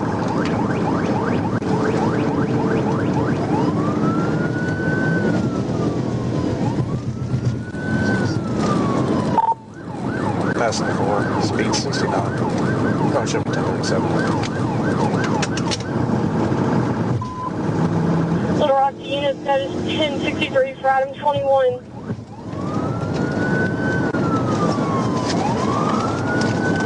Page 21, where you at? Over now. Pull over now. Pull over now, or I'm putting you in the ditch. Coming up on the freebie, he keeps waving out the window at me.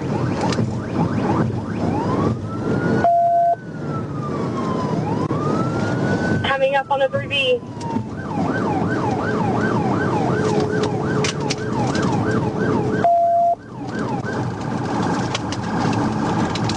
Trooper Glover positioned his patrol vehicle alongside the driver's side and used the PA system to order the driver to pull over, warning that he would force the vehicle to stop if necessary. The driver extended her hand out the window as if signaling him to let her pass. Observing that she was holding a cell phone and checking her screen, Trooper Glover saw text messages rather than an emergency call. He then executed a tactical vehicle intervention, spinning the Pathfinder about 90 degrees counterclockwise. Trooper Glover quickly exited his vehicle, drew his firearm, and took the driver into custody. 2 off-duty Little Rock officers arrived to assist. The driver, later identified as 40-year-old Sharhonda Collins, was secured in the back of Trooper Glover's patrol vehicle. Step to me. All right, cool. Step out of the car. Step out of the car and come to me. Keep your hands up.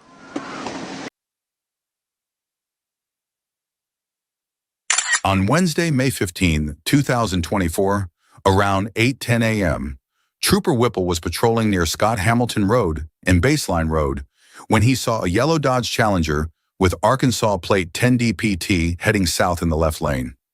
The driver changed lanes without signaling. Trooper Whipple pulled in behind the vehicle and began observing its behavior.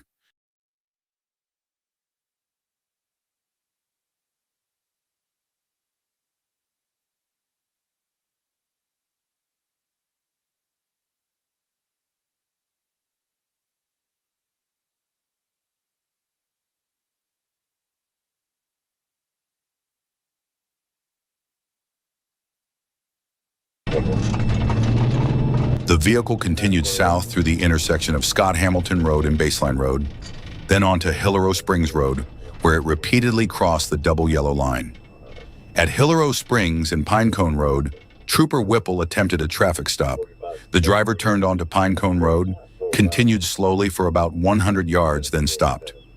Trooper Whipple gave verbal commands over the PA system, instructing the driver, later identified as Aaron Sadler, to park and shut off the vehicle. Sadler refused and fled westbound on Pinecone Road. David Adams, 850-556. They're gonna go back to a Mercedes. It's gonna be a Dodge Charger. 10-9 at 28. David Turn off the vehicle. 850-556.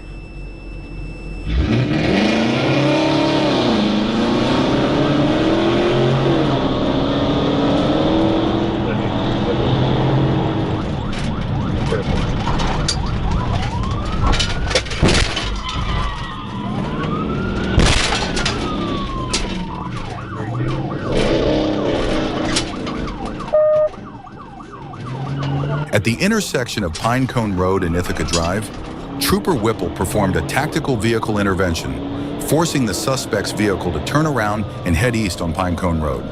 The vehicle then drove through the yard of 3909 Pinecone Road, damaging the lawn.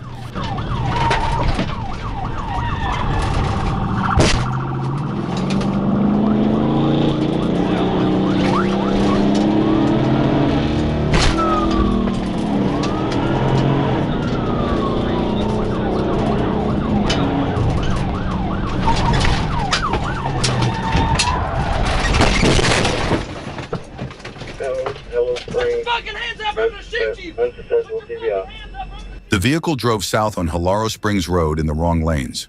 Trooper Whipple performed a second TBI, pushing the car into a ditch and causing it to strike the Perez Body Shop sign. Sadler fled on foot with a backpack, but was quickly apprehended. A search revealed 9 bottles of promethazine in the vehicle, over 4 pounds of marijuana, 24 packets of THC-infused candy, 1 more bottle of promethazine in the backpack, and $3,720 in cash in his pocket.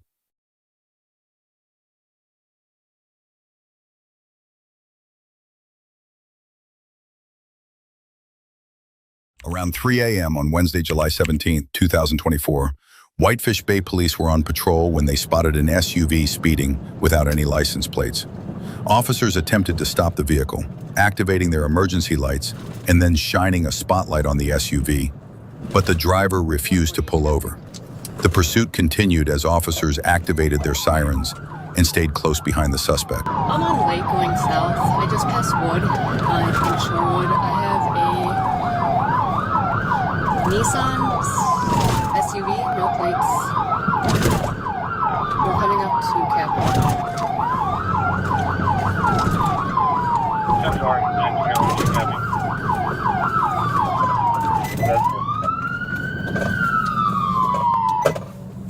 190-148, are you in pursuit? Affirmative, he's pulling over just south of Capitol.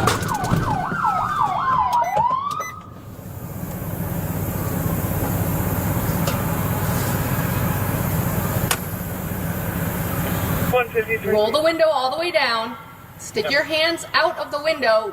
A short time later, the SUV pulled over the side of the road, but the driver ignored repeated commands to shut off the engine or put her hands outside the window, her hands still holding the keys. Despite multiple commands issued through the patrol unit's loudspeaker, the driver suddenly accelerated and fled the scene, triggering a full-on police pursuit.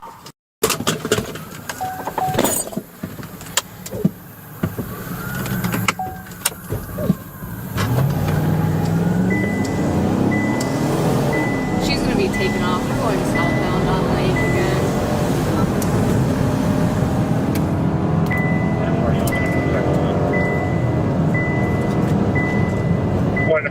If you WM can get sticks out. That far. Speeds are about 86. We just passed Edgewood. Traffic. Oh, she's losing it a little bit. 190-148, did you ID the driver at all? No, we are trying to get her out of the vehicle and never approached. She's a black female with pink hair. Oops. Just past Kenwood. Still going southbound on Lake.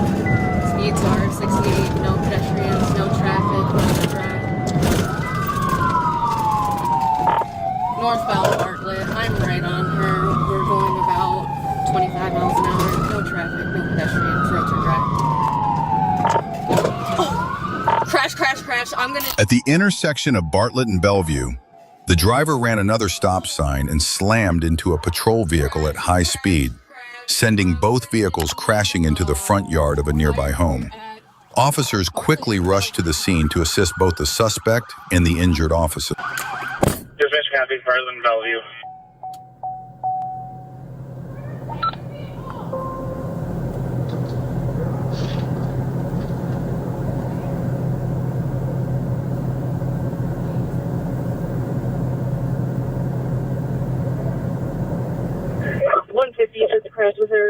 The officer who was struck was transported to the hospital with multiple injuries.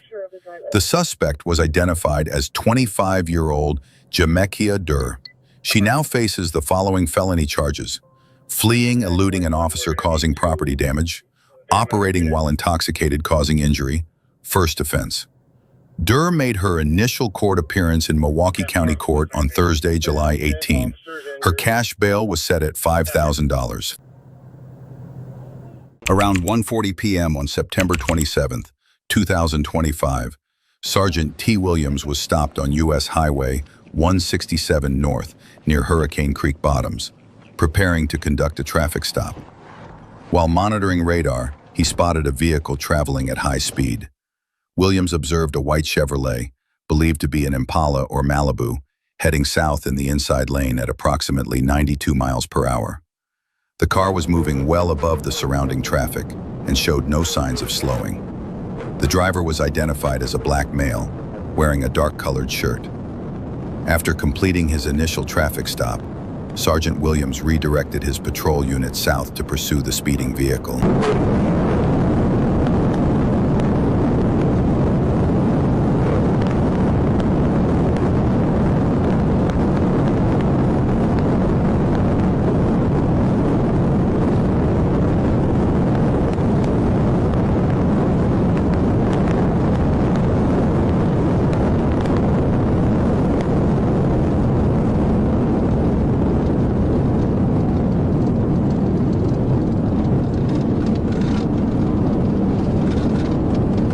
Sergeant Williams caught up to the vehicle just south of Tomahawk Trailers, where it continued traveling around 83 miles per hour in a 60-mile-per-hour zone, changing lanes without signaling. Williams activated his emergency lights and initiated a traffic stop. The car, a 2006 white Chevrolet Malibu, registered in Kentucky to Joseph Henderson, suddenly accelerated to about 100 miles per hour when Williams sounded the siren, fleeing from the stop.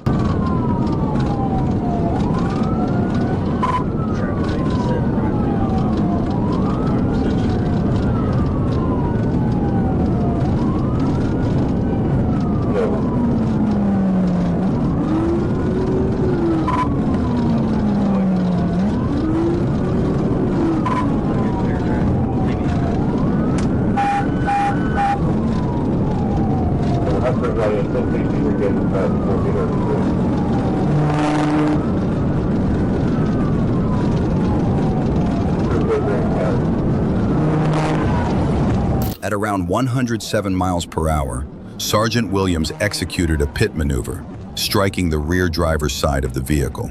The car spun clockwise, slid off the west shoulder into a grassy area, and continued sliding until it struck a drainage culvert at an unmarked private driveway. The vehicle then rolled onto its side, hit a telephone pole with the rear end, and finally came to rest on its driver's side, facing northwest, just south of U.S. Highway 167 North at 3803. Sergeant Williams approached and ordered the driver, later identified as Joseph D. Henderson, to exit the vehicle. Henderson initially refused and had to be forced out by being kicked to the ground before being handcuffed. Get out!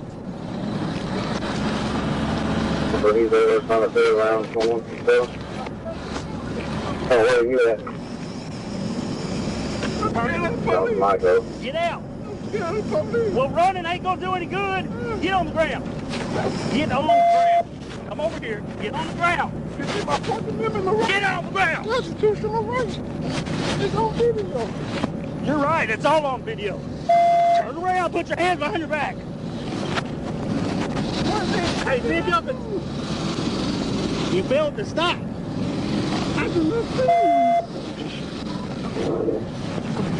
Give me your other hand. Give me your other hand. Hey, see if y'all can stop. Turn that car off. Constitutional rights.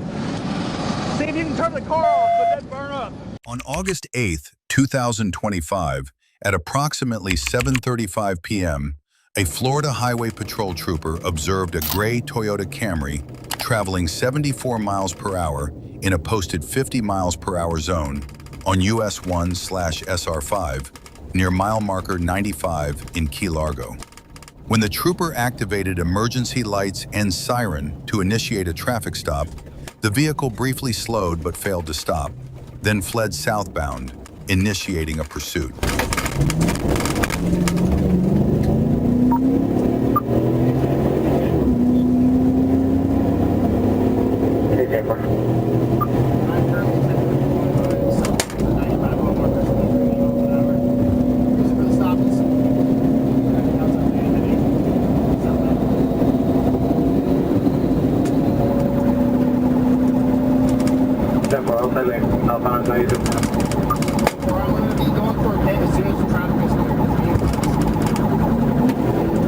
During the pursuit, the suspect accelerated to speeds of up to 120 miles per hour.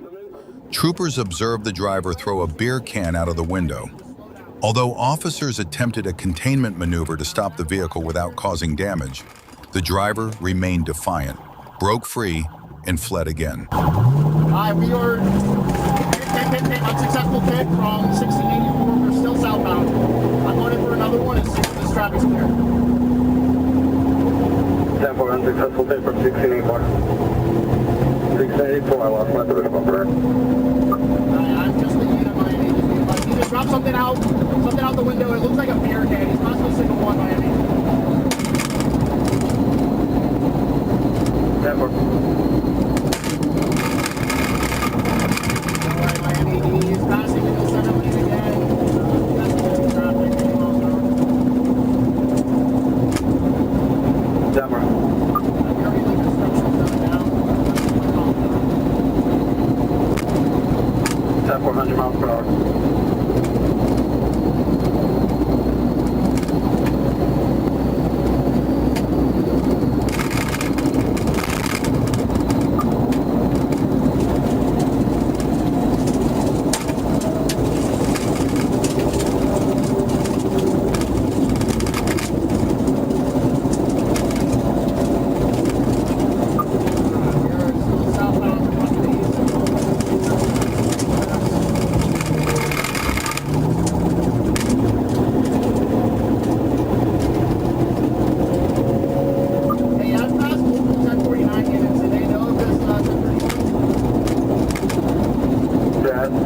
They are 48, and we're on the limit.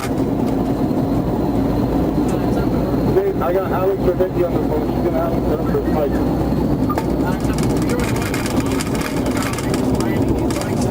Mike. After about 6 minutes of pursuit, deputies with the Monroe County Sheriff's Office deployed spike strips near the 87-mile marker, flattening multiple tires on the suspect vehicle. Despite the damage, the car continued fleeing at high speed.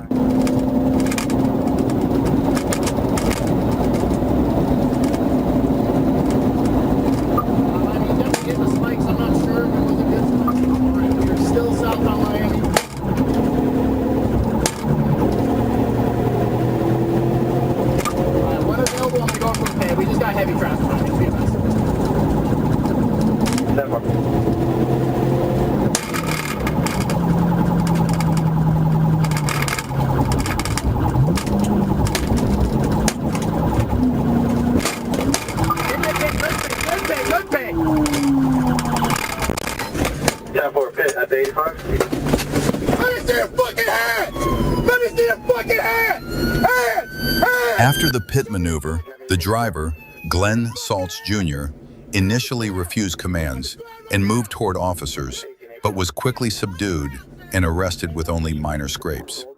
Officers noted clear signs of impairment, including slurred speech, red watery eyes, and the odor of alcohol. Multiple open and unopened beer cans were found in the car. Saltz admitted to using alcohol, marijuana, and prescription medication. Breath tests registered 0.027 and 0.025, and he refused a urine test.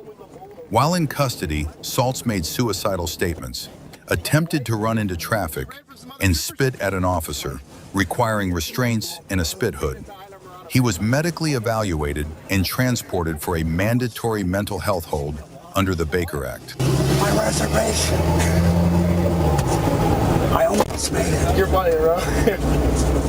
Around 1:30 a.m. on February 26, 2022, a Montgomery police officer spotted a traffic violation near Rockville Pike and Nicholson Lane in Bethesda. When the officer attempted a stop, the driver immediately sped off, prompting a pursuit. At that moment, she likely didn't realize it would be the most tragic decision of her life. Need you to pull over right here. Okay. Thank you.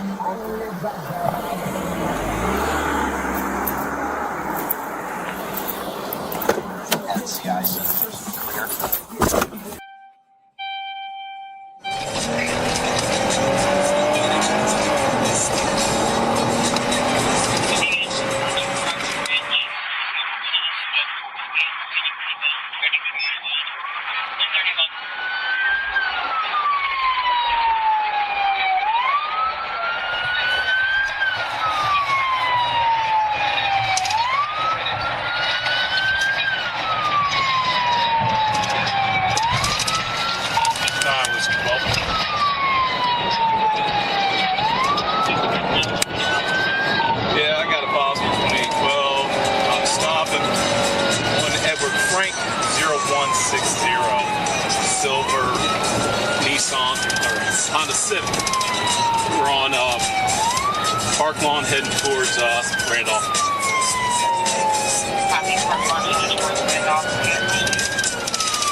Yes.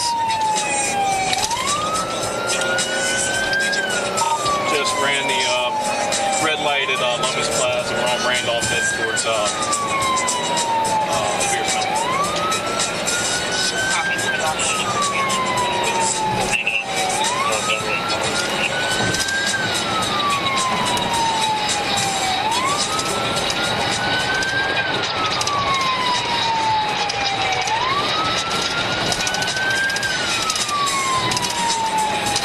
Might run that tag. Copy.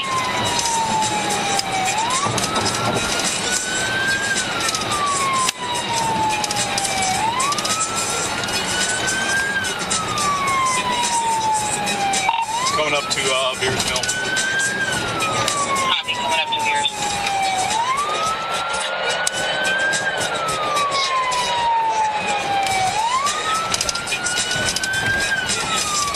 Going to be crossing over Beers Mill, just ran the red light. Crossing over Beers, headed, I'm sorry, just ran the red light.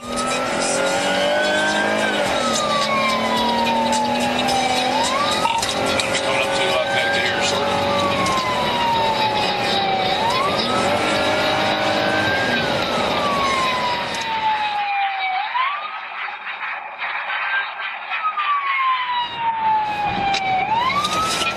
All right, 9 Whiskey 12, they just wrecked on Connecticut Avenue. The pursuit reached speeds exceeding 100 miles per hour. During the chase, the female driver lost control of the vehicle and crashed along Randolph Road in Wheaton. She was pronounced dead at the scene. A male passenger was transported to a local hospital with minor injuries. Had she simply pulled over, accepted a traffic citation, and gone home, the outcome might have been very different. At 11 a.m. on February 26, 2024, Trooper Flowers was patrolling State Line Avenue when Texarkana Central Dispatch reported that Texarkana, Texas officers were chasing a gray Volkswagen involved in a theft at Super One Foods. A short time later, Trooper Flowers and Corporal Brent Walker spotted the suspect vehicle heading east on I-30 near the 1-mile marker. Radar showed it traveling 96 miles per hour, and despite emergency lights and sirens, the driver refused to stop, prompting a pursuit.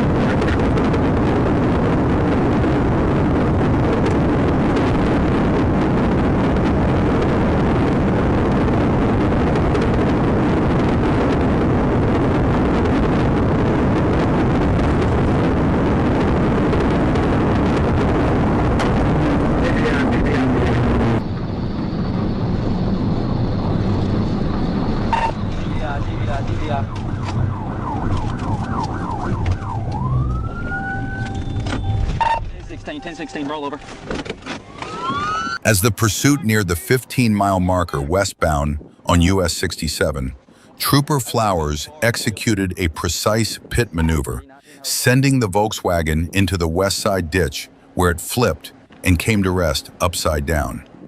Trooper Flowers, Sergeant Walker, and additional units issued commands to the driver.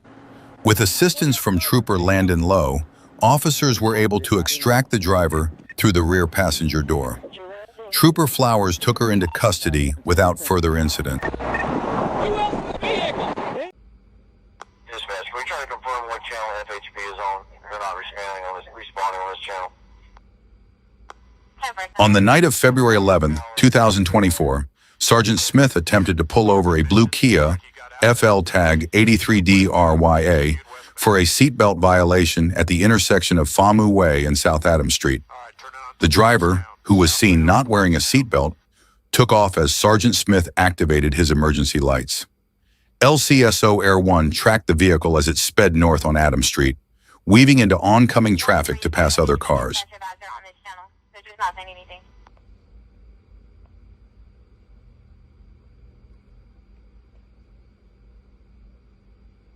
Still southbound, coming up to Tennessee Street.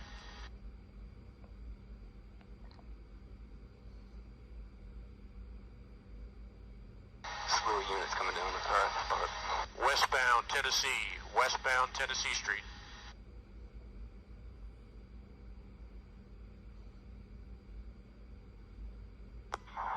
FHP, LCSO reference, we are on the channel, but we are not using it as a patrol channel. We can only hear you, we're not talking on it.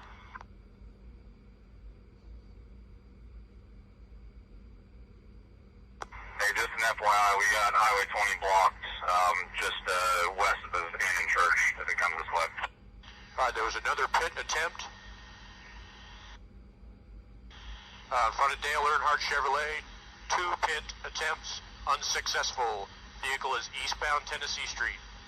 Florida Highway Patrol units pursued the suspect for an extended period, making multiple attempts to execute a pit maneuver to stop the vehicle. Several collisions occurred between the patrol cars and the suspect's vehicle, but none were enough to bring it to a stop.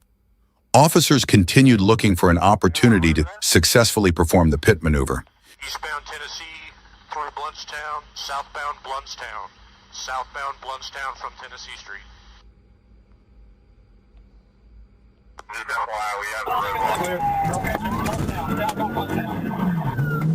Right on Bluntstown. Southbound Bluntstown, Bobby, turn around. We have the red walk here. Out here, we're on the move. Correct the line. Get up there, Sergeant. Go around.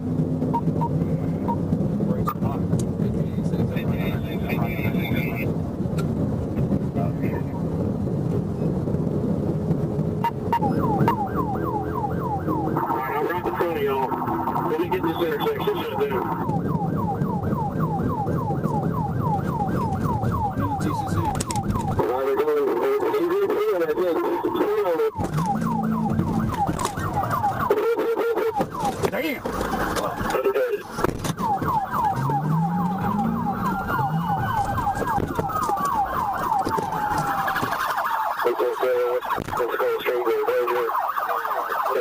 While on Pensacola Street near Hamilton Park Drive, Trooper Ruiz successfully performed a pit maneuver, bringing the vehicle to a stop on Century Park Drive, facing west. Officers exited their vehicles and approached the suspect's car with weapons drawn. Inside, they found 3 men. The driver, Malik Miller, was taken into custody along with passengers Kendrick Kelly and Javen Stanley.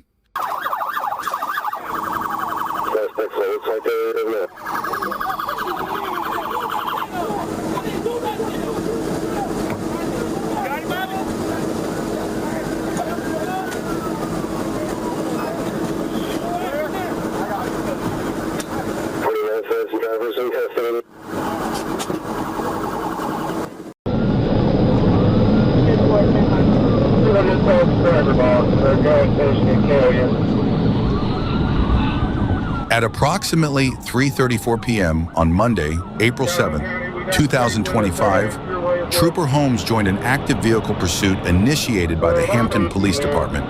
The chase was heading southbound on U.S. Highway 167 as it entered Union County. Trooper Holmes located the suspect vehicle, a white Ram pickup truck with Arkansas license plate AVC35C, traveling at a high rate of speed. He assumed primary position in the pursuit and advised Troop F dispatch of his status. Trooper Holmes then prepared to execute a TBI to safely end the pursuit.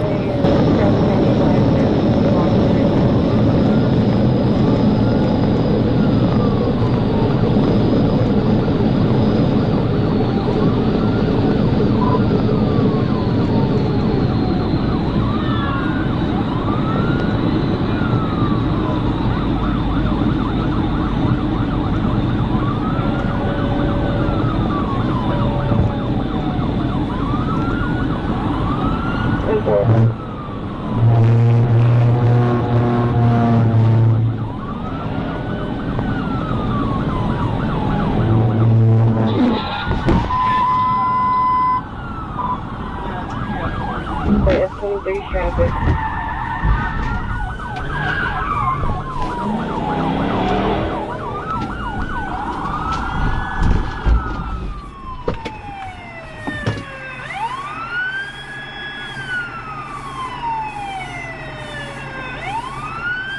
Trooper Holmes initially positioned his patrol vehicle alongside the driver's side of the suspect vehicle, but had to adjust due to oncoming traffic. He then moved to the passenger side, aligned with the rear quarter panel, and successfully performed a TVI, bringing the pursuit to an end.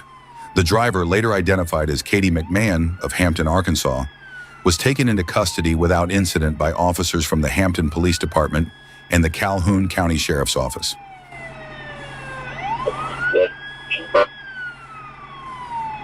Tell them my location across street. 1029, you're digital.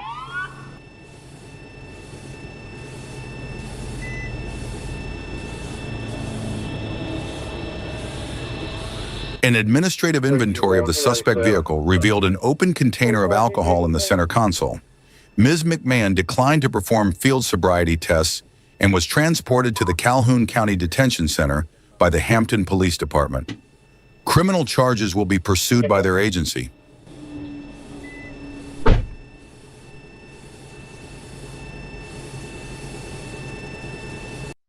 No!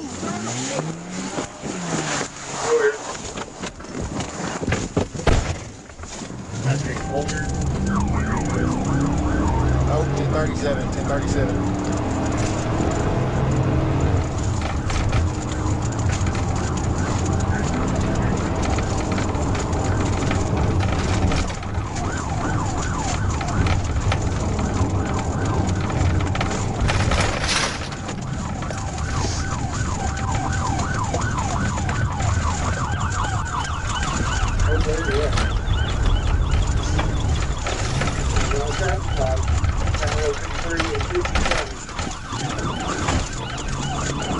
We're headed out back towards 67.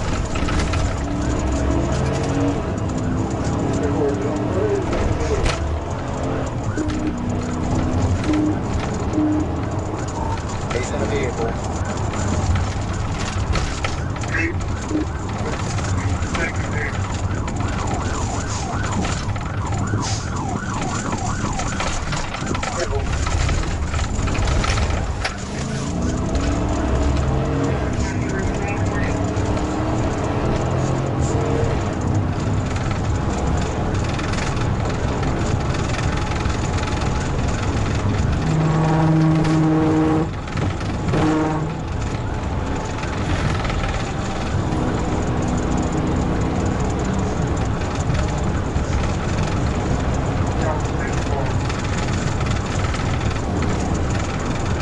When Trooper Gentry caught up to the driver, he made several attempts to perform a pit maneuver, but the driver managed to evade each one. Despite this, the plan to execute the pit maneuver and stop the vehicle remained in place.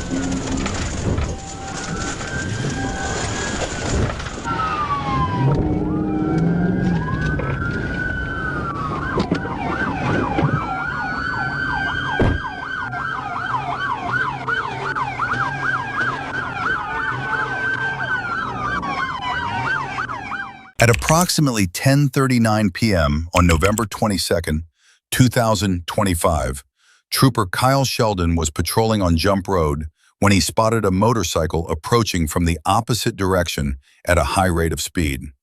Trooper Sheldon activated his emergency lights and began to pursue. The rider glanced back at the patrol unit once the lights came on, but continued forward, refusing to stop.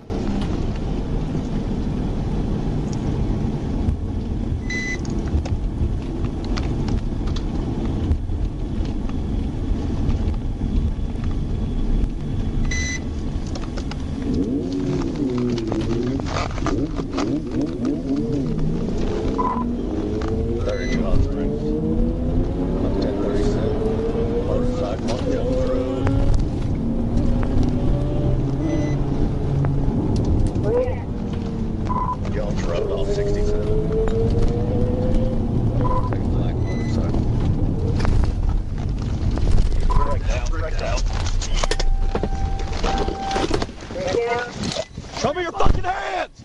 Show me your hands! Get on the ground! Turn over! Shit! Turn over! I didn't mean to. Turn over! I didn't mean to. Put your face on the ground. I'm sorry, bro. I will get you an ambulance. No, I don't need one. Put your hands behind your back. I wasn't trying to run from you. You did run from me. Put your hands behind your back. Oh, shit. I'm sorry.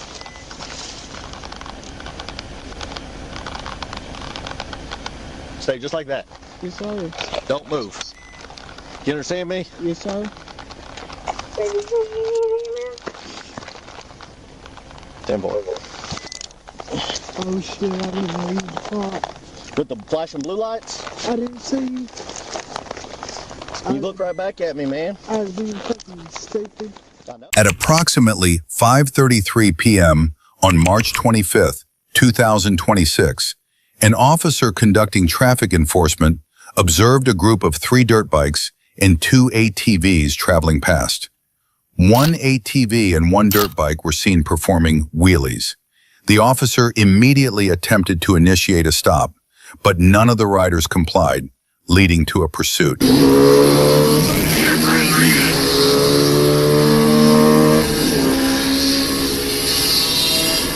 Hold on.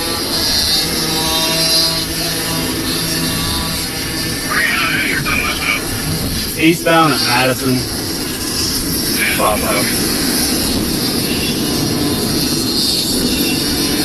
I'm going to be behind 4 motorcycles, 2 dirt bikes, 1 ATV, eastbound on Asher. I've lit them up, they're fair to yield. They're reckless, I already got them. Yeah, they're doing wheelies. I got time to doing wheelies. I'm going to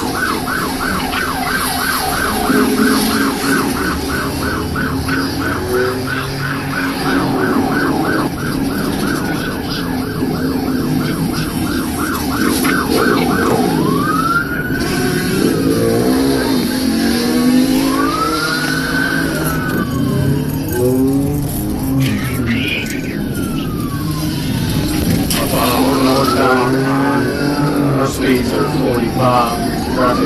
No traffic this time. They're splitting up. I'm going to be following the 2 motorcycles.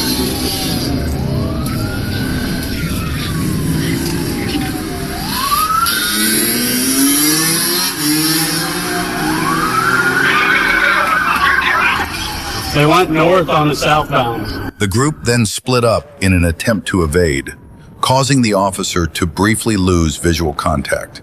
He later reacquired 1 ATV and continued the pursuit, while another officer pursued 2 of the dirt bikes.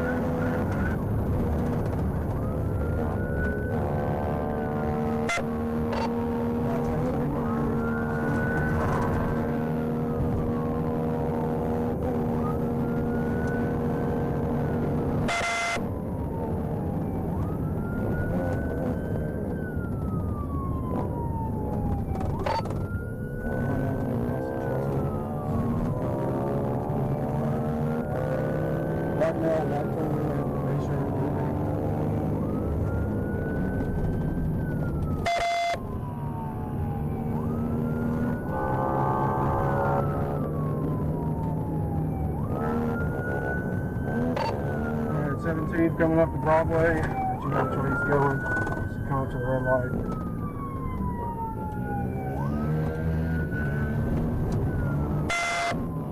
Southbound Broadway from 17.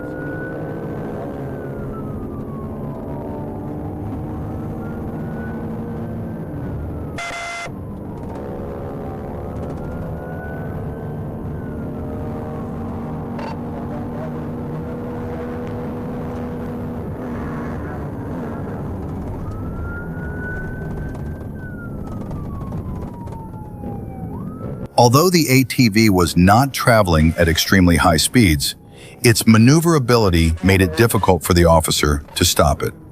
The officer focused on maintaining visual contact and providing location updates so assisting units could respond and help bring the ATV to a stop.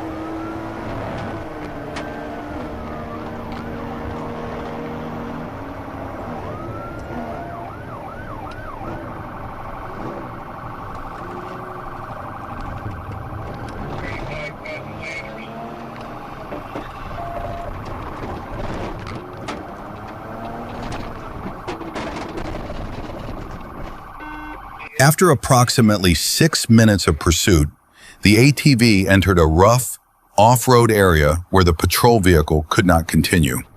The officer lost sight of the ATV, and a brief search of the area yielded no results. This time, the pursuit ended without an arrest, as the ATV was able to escape due to its off-road capability. At about 4:17 p.m. on August 8, 2025, Trooper Puckett was patrolling southbound on Interstate 55 near the 3-mile marker when a Honda Accord with the passenger window down passed him in the left lane. As it went by, Puckett observed the driver was not wearing a seatbelt and the vehicle's registration had expired in May 2025. Puckett activated his emergency lights to initiate a traffic stop, but the driver refused to comply and attempted to flee.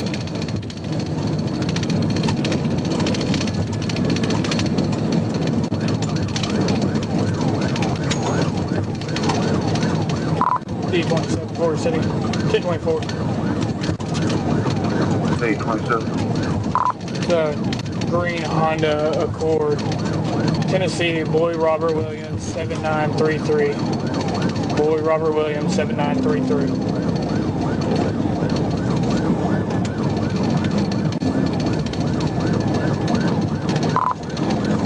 Trying to get him to stop at the 2-mile marker. Southbound. 1037. 1023 in that direction.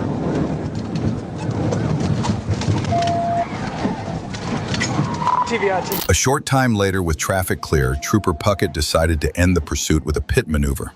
He struck the passenger side of the Honda at about 85 miles per hour, forcing it into a concrete bridge barrier near the 1-mile marker southbound. As Puckett turned back, he saw the driver trying to accelerate away, so he rammed the vehicle head-on, disabling it completely. Let me see your fucking hands! Let me see your fucking hands! Get out of the car now! Get out of the car now! Turn around! Turn around! Stand up! Turn around! Stand up now! Turn around! Stand up! Walk back to me!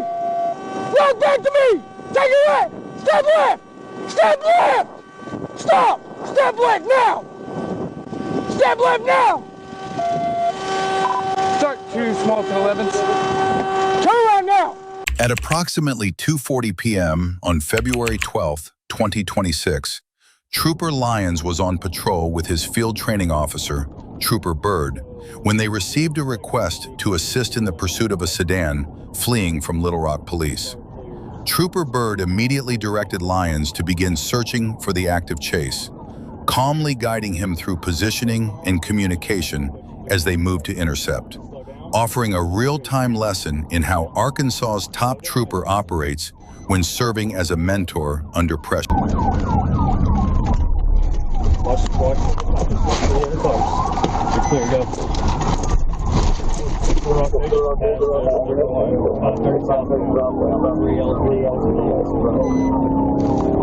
Item 46, your radio is 10-1. Give me your radio. This way. 530 south. They are 530 south now.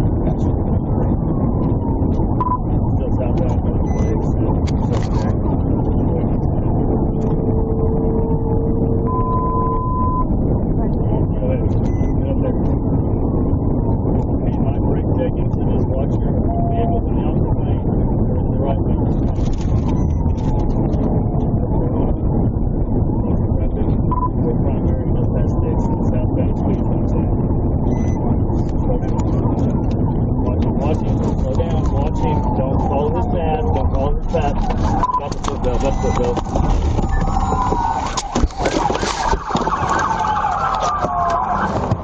Hands! Driver, take your seatbelt off! You want to find. Take your seatbelt off! Sorry, I missed that.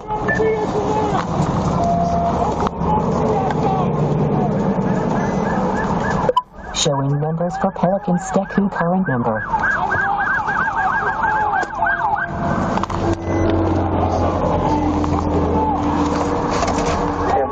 Entire southbound region.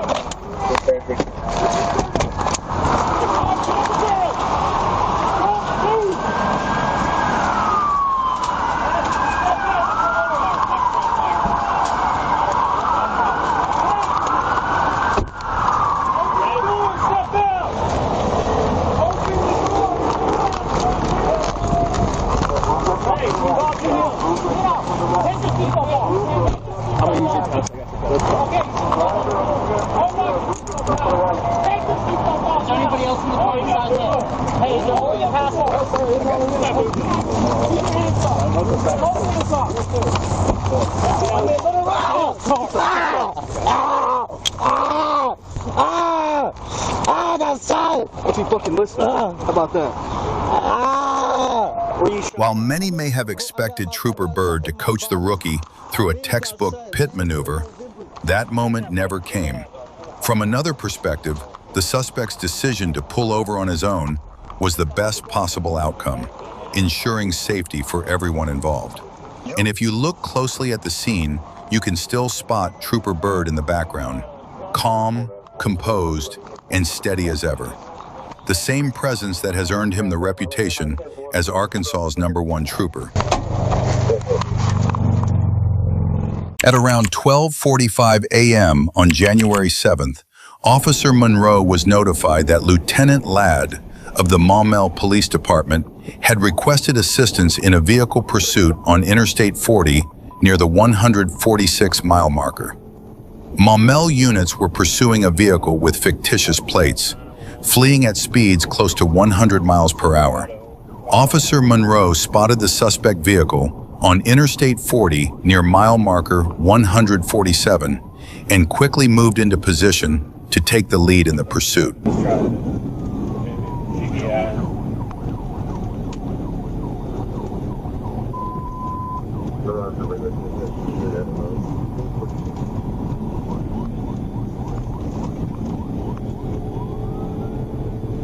He's down through both lanes.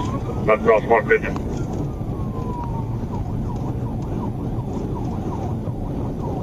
Approaching work zone with a hard out.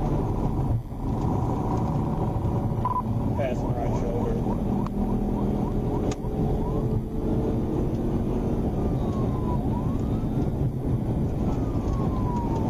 Big Hill Book construction back here, 11. Vehicle is about 147. Second first car. Looks like he's going to go straight to 40 east. Bigger road. 50 straight, 48th bend.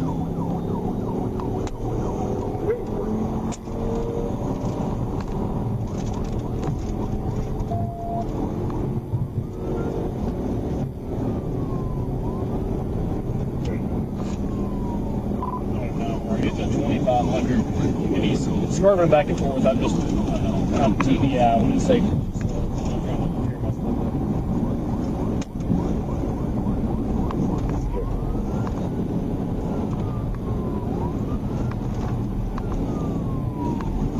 Baker 10, Baker 12, what's your 20?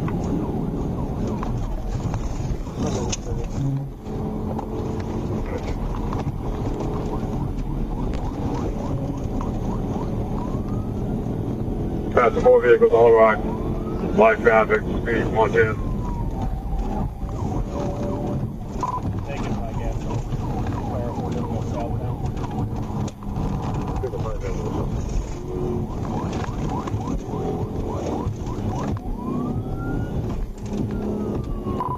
Got TPI or person next to me.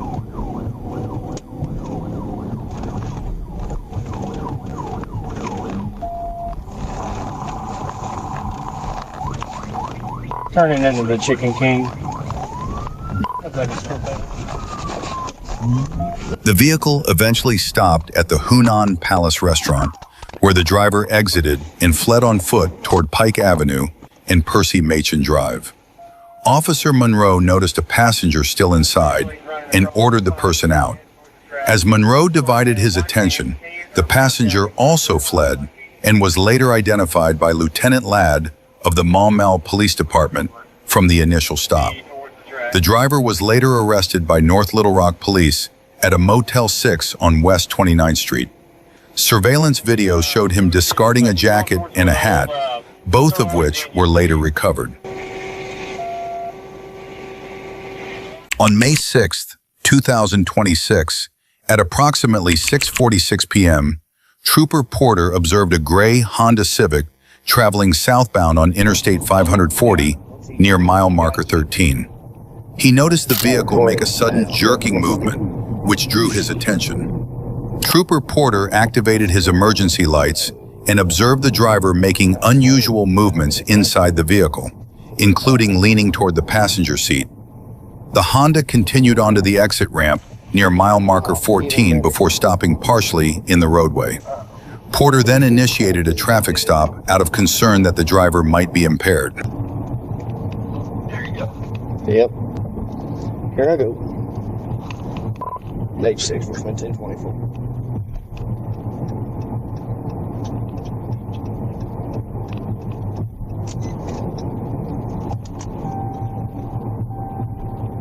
What's that?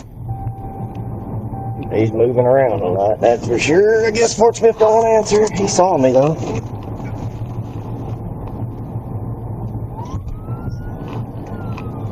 Six for 1024, 14 southbound. Arkansas Adam, Lower Boy, 64 Adam. Lower Boy, 64 Adam. Silver Honda Civic.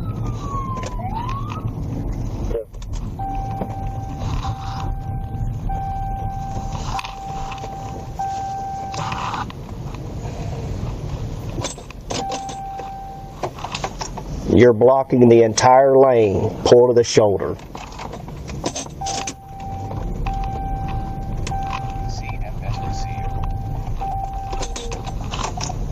This would be the point where you stop.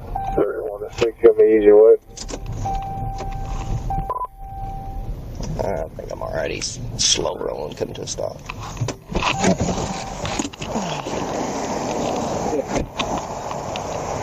I know you saw me back there. Yeah, you about got put into a ditch because you don't want to pull over. I'm True Porter State Police. Reason pulled you over.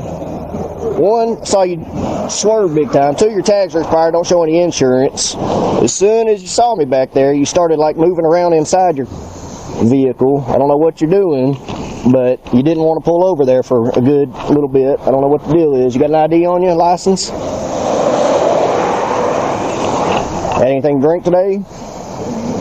So my PBT, you're going to blow all zeros? During the interaction, the driver was identified as Jonathan Spiato.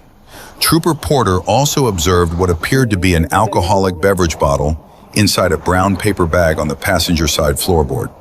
When repeatedly asked for his driver's license, Spiato appeared confused and instead handed over the vehicle registration and proof of insurance.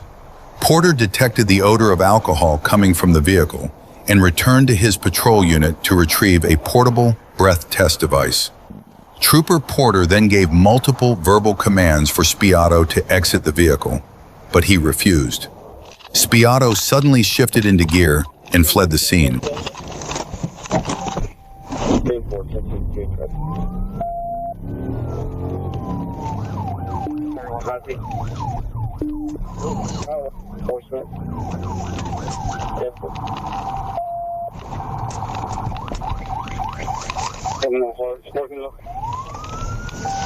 In the horse stuff on.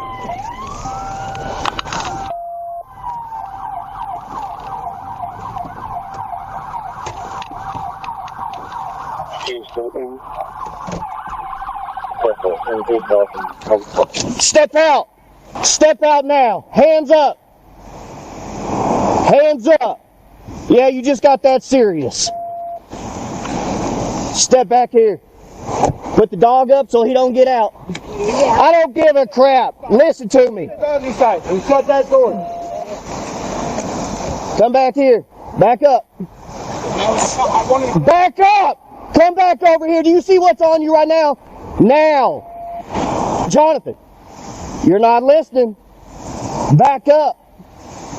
Jonathan, come here. I just want my friend to get my dog. That's all. That's fine. Put that out, Your friend can come get your dog. Please. Your friend can come get your dog. Hey, Buddha. I said your friend can come get your dog. Yes, sir. But let go of the phone. Okay.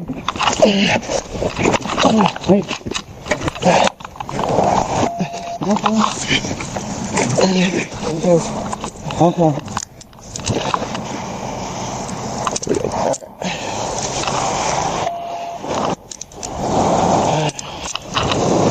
10-15. Now, was that hard? I just shut up. That's my dog. I don't give a damn about your dog. No, or your phone. You'll sit right here. You got one pocket knife, that's it.